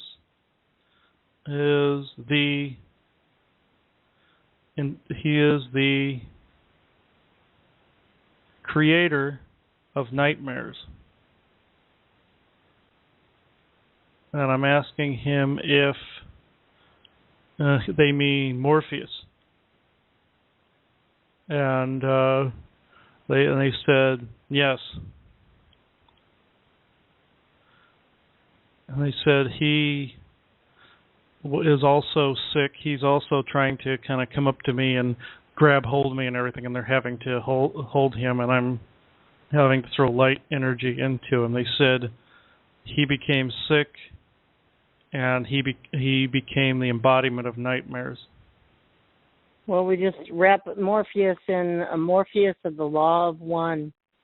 see how that feels. It might be strange at first, but just receive it like a sponge. Receive the love. Mhm. And that's what I'm doing. I'm wrapping him in like a cloth. They asked me to revert his age back to a child, which they can do that. They can revert themselves back to any age form. And I turned him into a baby. And they are taking hold of this energy that casts off from him that's very chaotic. And they are now asking me to take hold of this energy and particleize it. Oh, and they said the word delete it. So that's what I'm doing. That's what I did, and I just shot it out to the four winds and particleized it as positive energy outside in space. And they are now taking him back to a ship, and they said they are taking him and Thalia to that tree to rest. They said these are people that participated in the old wars along with the other man. And there are psychic parts of them that are kind of clawing and grabbing. They're psychically slightly unstable. So even though this guy was put into a baby form, he is... I can still see his mind is jumping up and down and all over the place. And they are putting this cloth. They're putting this cloth over him completely psychically. They said they have him and her. And the Syrians have her, but it looks like they all go to this tree. Even the Syrian star beings go to this tree. And let me see. I was going to say good night, nightmares. Hello, sweet dreams, everybody on the earth. Yay. He is talking a little bit. He's mumbling, and he's saying he's kind of hunched over. Now, they turned him back into a man. They wanted me to turn him into a younger form so that some of that more advanced chaotic energy could leave. And now they turned him back into a man, and he's hunched over he's saying thank you, but he cannot speak right now. Namaste, my friend. Love you. Sweet dreams. And she is just babbling. I can't understand her. So I'm hitting her with the law of one again. Yeah. And I'm making sure she can talk. She's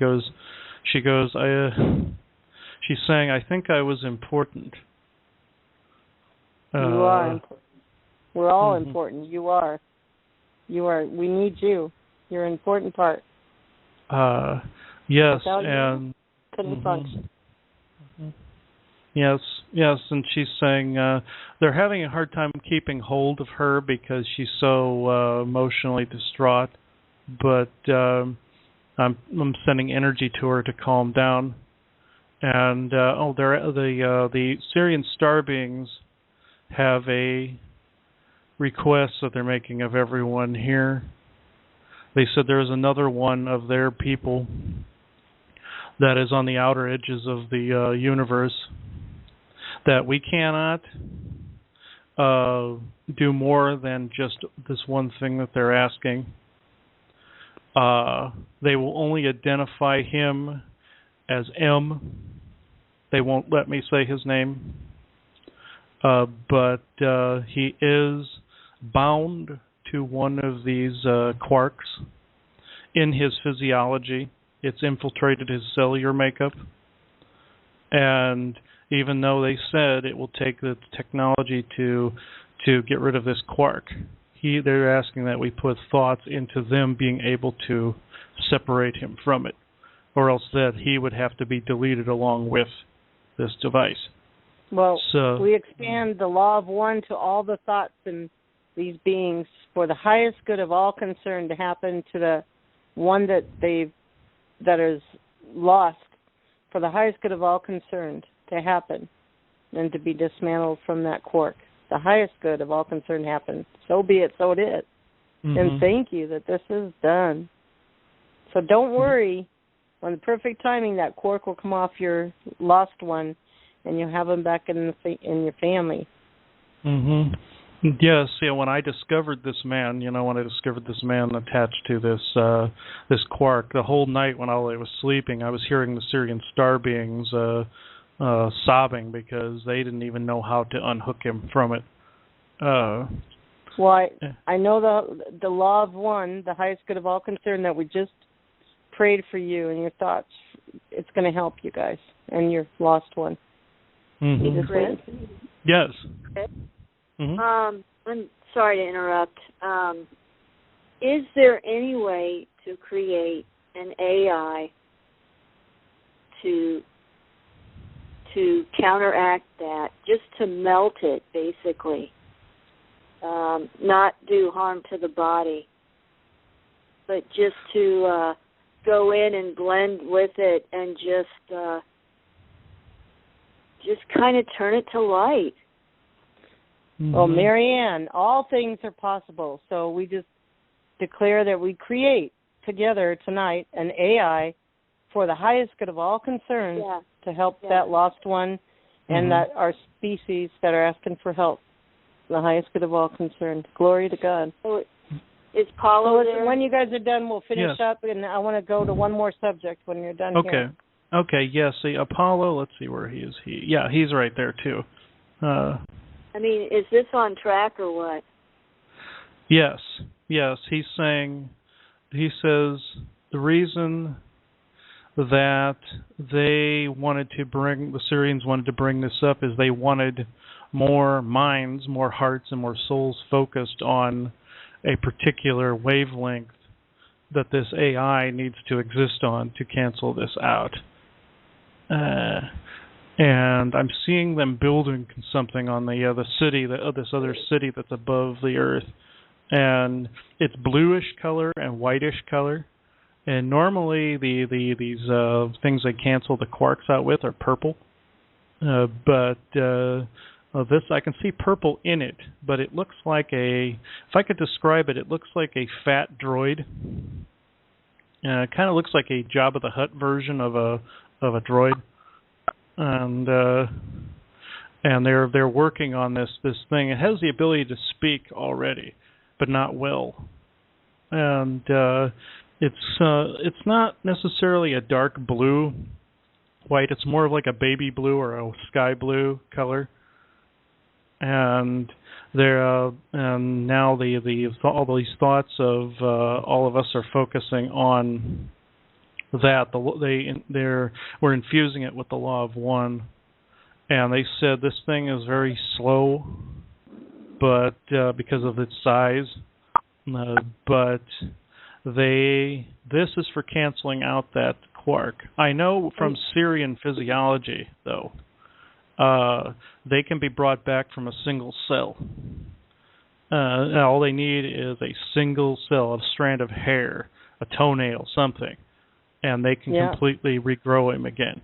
And but I've also been told that this quark has infiltrated his brain.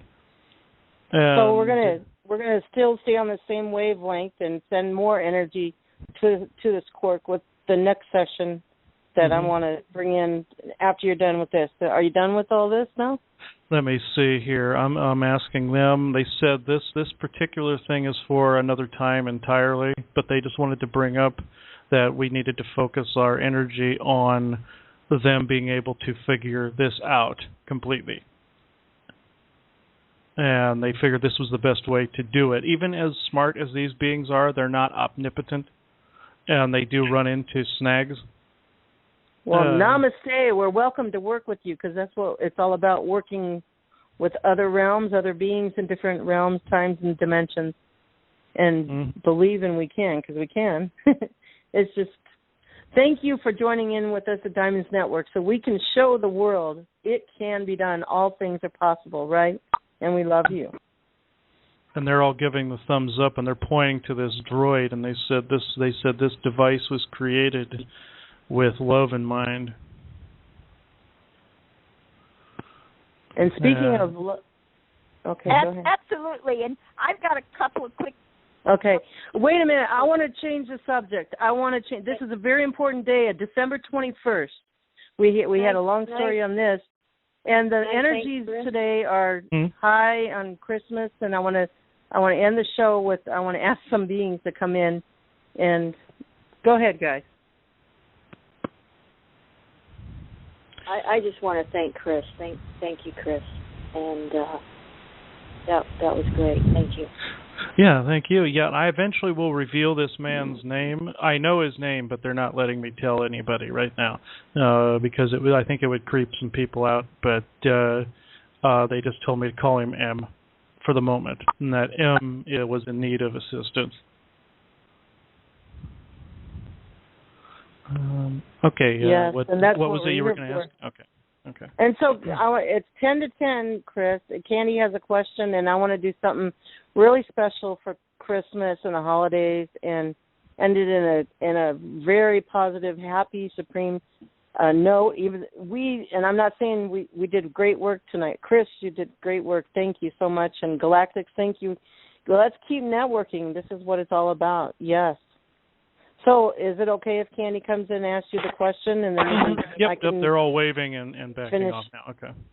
Finish up the session with other Galactics, and then I'd like to see if there's any comments or questions from the audience. I don't know if we'll have time for somebody to meet a guide. So, go ahead, Candy. I guess Chris said okay. I've got a radical question or two based upon the unbelievable, amazing, wonderful, strange information that Chris has been sharing in the last 4 calls about missing time. And as I understand it, Chris has said that because of abductions and different things, he's figured out that he's missed a great deal of time. And then, in fact, that although the birth certificate says he's 35, he is actually 267 years old. 237. 237. And so I'm wondering, are all people who are now 35 years old on the planet, are they also really 237 years old? I would have to say yes to that, seeing as that, like my friend Curtis and I are the same age. He was born in 1980. I was born in 1980. And he was just born in a later month. But I would have to say yes to that because I believe the years are still concurrent with each other, even though we're basing that on the Christian calendar.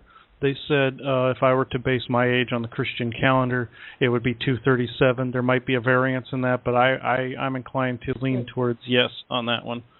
And now I thought of a twist on. Wait a minute. I thought of a twist on that question.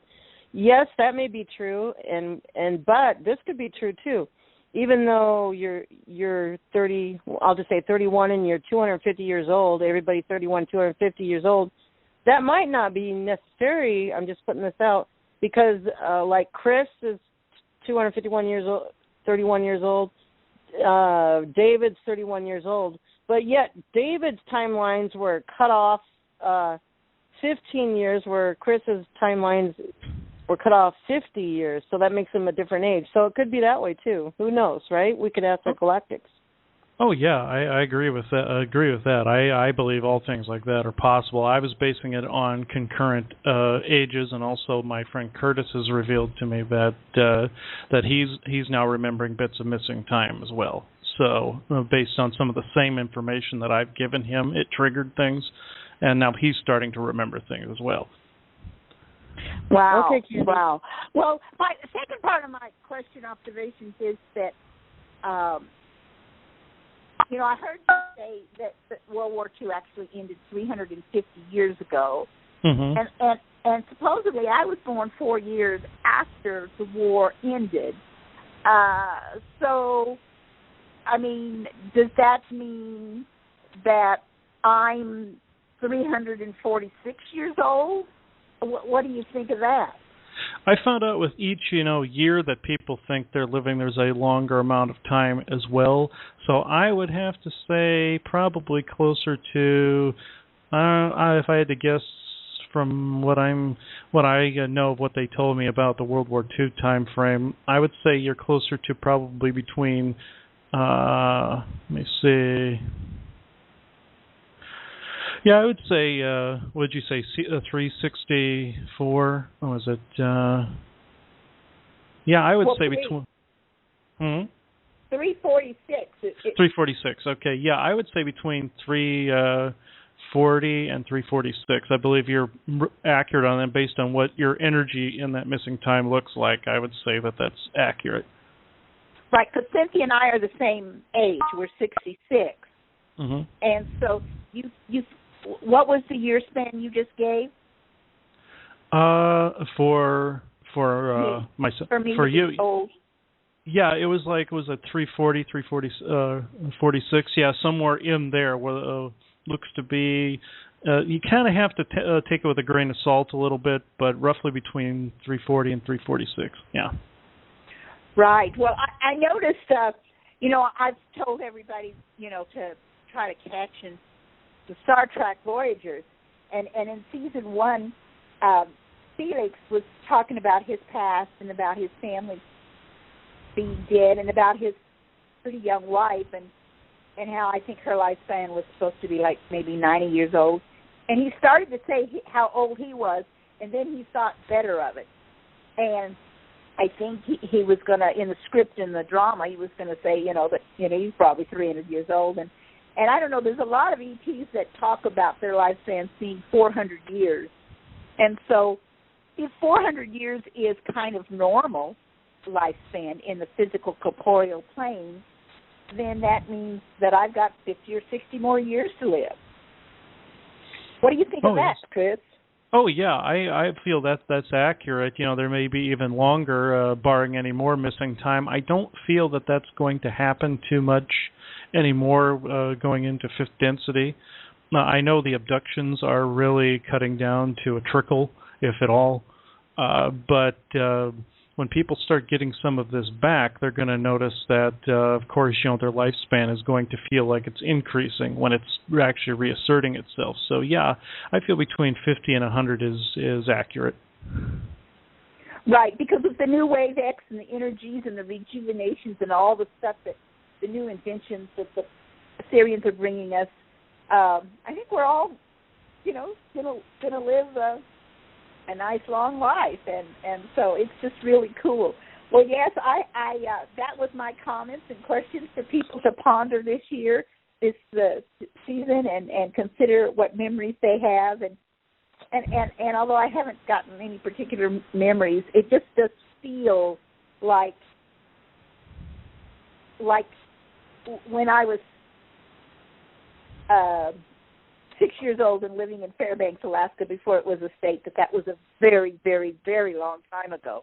And being over, 200 years ago does make some sense, or over 300 years as it would be. And so, well, that is just great. I hope we are visited tonight by Jesus the Christ, and I'm turning it back to Elizabeth.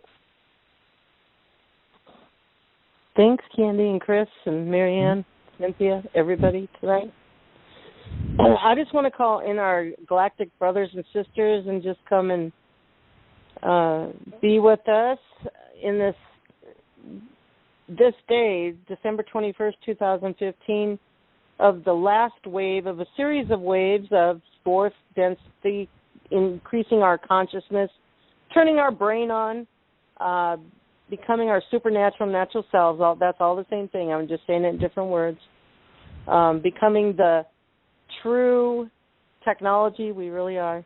And this is the day that the last wave of a series of waves of fifth dimensional expanding our consciousness is here.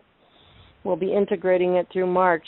So Cynthia talked about a little bit, and if you listen to online, what's going on with the solstice and all of this astrological points. It's really, you heard Cynthia earlier, this is the day, it goes down in history of energy.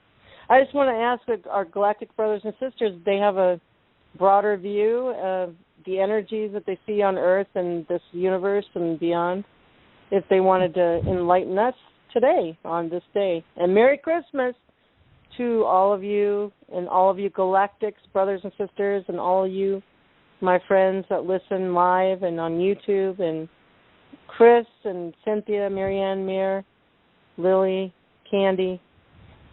Merry Christmas, you guys. I love y'all. And they, let's see, only one being came through, and it was you, Candy, who said it. This looks to be Jesus. And he's saying, okay, he's being humorous now. He's saying, as humorous as I feel the energy is coming from him, he's saying, so shall it be for everyone. And, okay, he's pointing at you, Lily. And he's like saying, good on you for making people laugh. And he's also saying, let me see. He said, though Christmas is not his true birthday, he says he's not going to go into the lengthy historical information, not right now anyway. He says, though that was not his real birthday, and this day was chosen by other humans later on in history, he says, matters not. Use that day to laugh like children do. Even though you are adults, shed the pride, shed the ego, shed all things that make you not childlike. Where I'm not, he goes, I'm not saying not saying be immature. That's completely different. Totally different concept.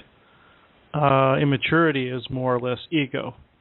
He's saying be more childlike, and you will know the true meaning of oneness, or at least its beginnings, and always remember to live in the moment, and remember that that day is not about himself, meaning not about Jesus himself, even though people make it out to be.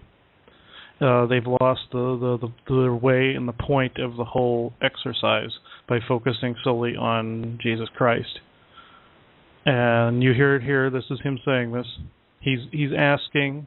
This is more of a comment and a question kind of rolled into one. He's asking everyone why on the day that they are supposed to be focusing on each other, that they're focusing on him. And this is not necessarily a question that needs an answer. He's saying it rhetorically.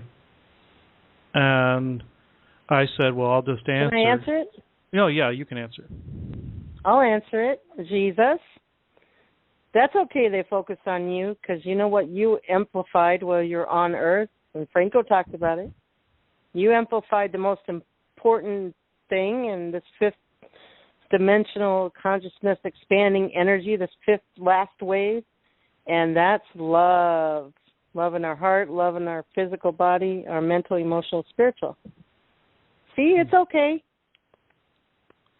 Yes, and he says, however, you are correct, he says, but however, people focus on that within themselves. He said the true teachings he gave were not to focus on him as the Son of God, but to focus on everyone as the God and the Son within. This is why he said the God and the Son within, and people interpreted that as him saying he was the Son of God, the sole Son of God, and that is not true. He says everyone, to put it in a more metaphorical terminology, he says everyone is the sons and daughters of God. Everyone is one and equal to everyone else. So he is now closing by saying, blessed are humans that live in the oneness, but also blessed are humans that do not. Do not judge them.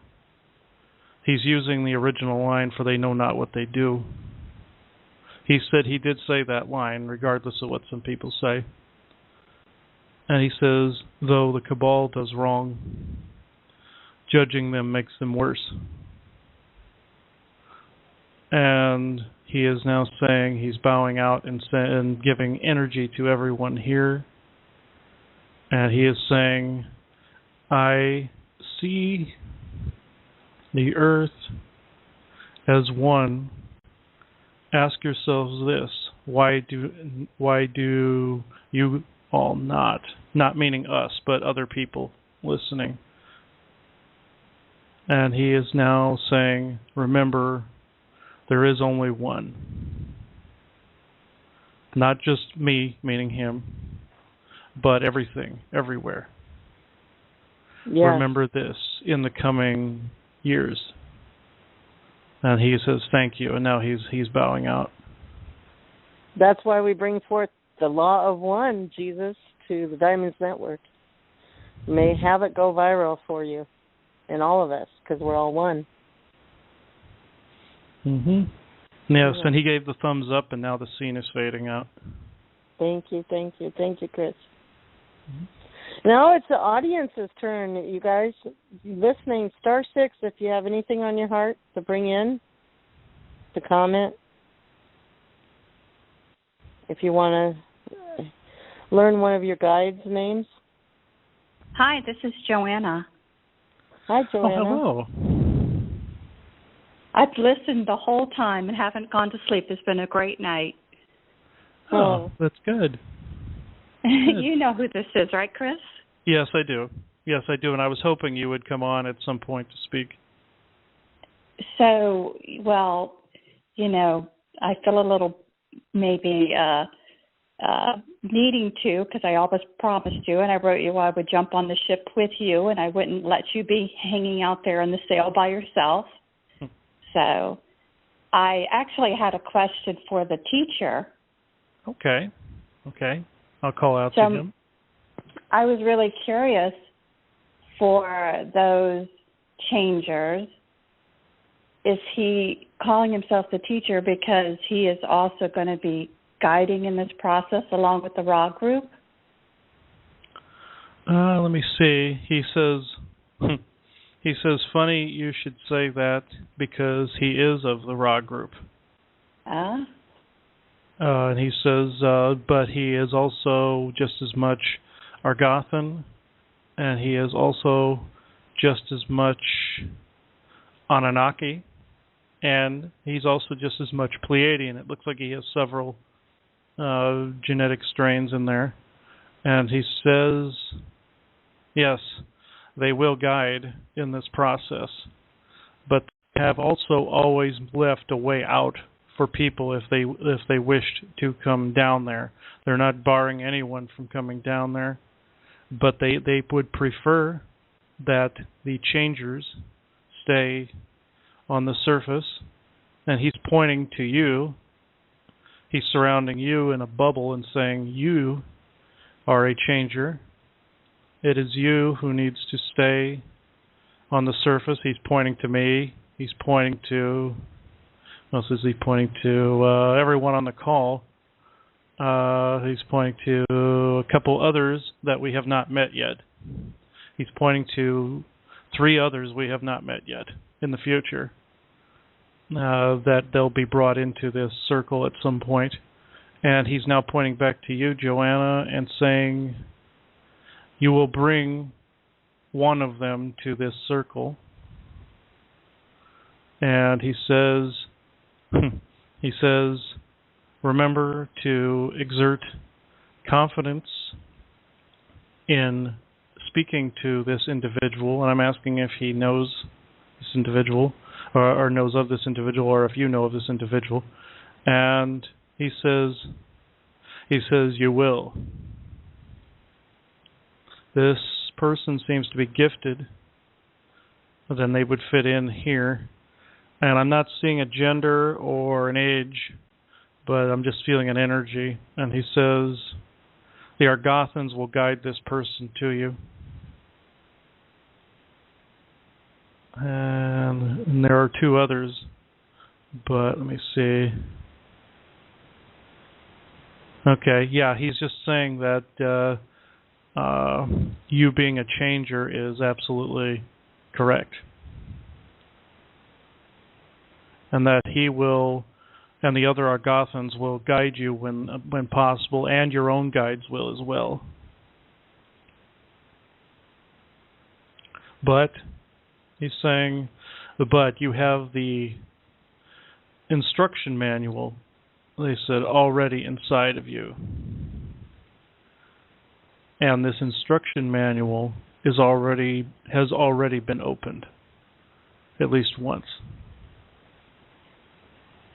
Yes, he's saying you have read from the instruction manual already. And he said, he's joking around. He goes, "Oh, for the love of God, don't put it down again."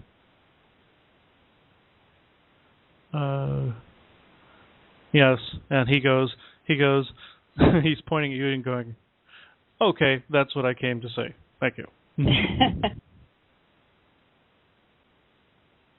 Okay. Yep, that's what he wanted to say to you. Chris, is there something you wanted our sister to share that you thought would be good?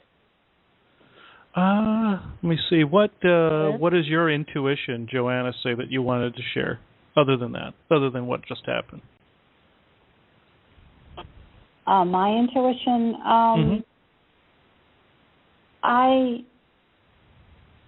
I'm not quite sure. I guess my intuition is that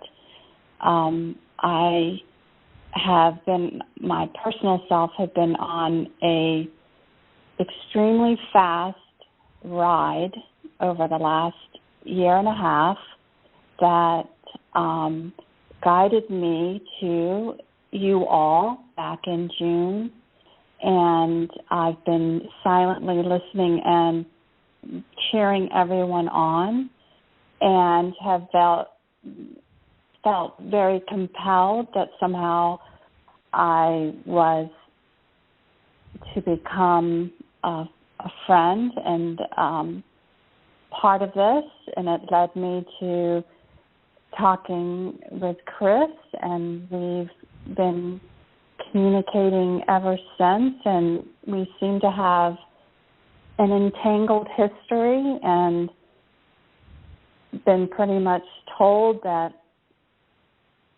we are to help in our ways and to work with bridging a path and making a path for a lot of people to have a way, because times will become more confusing and more scary, and they're going to need a direction, and we need to help develop that pathway for them.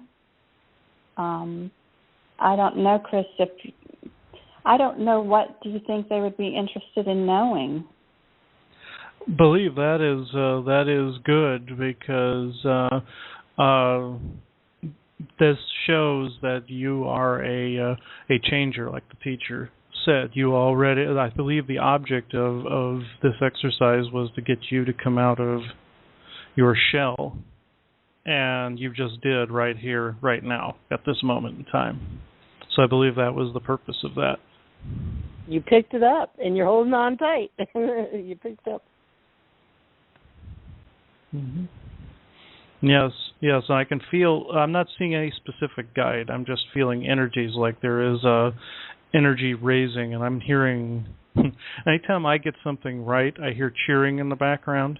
and I'm hearing a bunch of okay, there's someone very specific that is coming forward, that is giving you the thumbs up and patting you on the back, and this is Angema that's come forward. And she's saying, "Welcome home, sister." Well, I love you too. And she kissed the side of your head and is now kind of flying off. They turn into birds and they fly off, and that's what she's doing. And I can see the scene fading out. I believe that's what she came forward to say. Well, thank you, Joanne, for star sixing. That's great. Nice to meet you. Well, it's appropriate on the day of the new energies to start a new energy wave, right? That's right, and you encouraged all of us. You and Jesus, yes. You and Jesus apparently teamed up tonight. We find that out tonight. Thank you so much. Thank you. Is there anybody else who would like to come in and just share with us anything or ask a question? Star 6, comment, anything. Come on. I dare you. Star 6.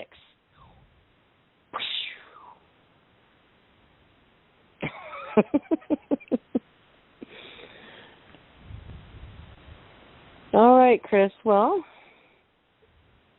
tomorrow is Tuesday. I believe there's a show. Yes, Dale's going to talk Voices from the Alternative World, which will be great.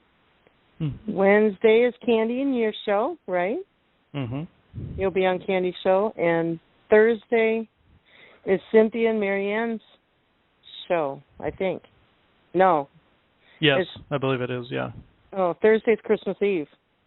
Oh, so no, Candy's not going to have one, and I guess I won't either. And Friday, no show, and next Monday is what day? What's the 28th, I believe. You want to have a show next Monday? Yes, we could do that. Okay. Let me see here. Yeah, I'll look at this before I commit to something. I'm going to look. Yes, I can do that. Okay, so we'll have a show next Monday, you guys. Yes. Mm-hmm. Hey, Elizabeth, this is Misty. Hi. Hello. Hi, Chris. Hi, Elizabeth. I want to be on that show. Okay. What? If you guys have it. Huh? Oh, okay. On the 28th. I want to be on that show. Okay. What? Okay. When we... On the 28th, yeah. Yes, please. Oh, okay, I see. Okay. Yeah, talk to me later. That's all. Okay, good. Thank you. Bye-bye. Oh, great. Okay, so we got things cooking for the show on the 28th, you guys. All right, well, everybody keep shining like the diamonds you are. And thanks for everybody coming in and sharing. Chris, thank you so much. Thank you all. Painting the world bright and painting the galactic world brighter and brighter every day, right? Yeah, Merry Christmas, everyone. Have a good night. Ho, ho, ho. Merry Christmas. Merry Christmas. Love you guys.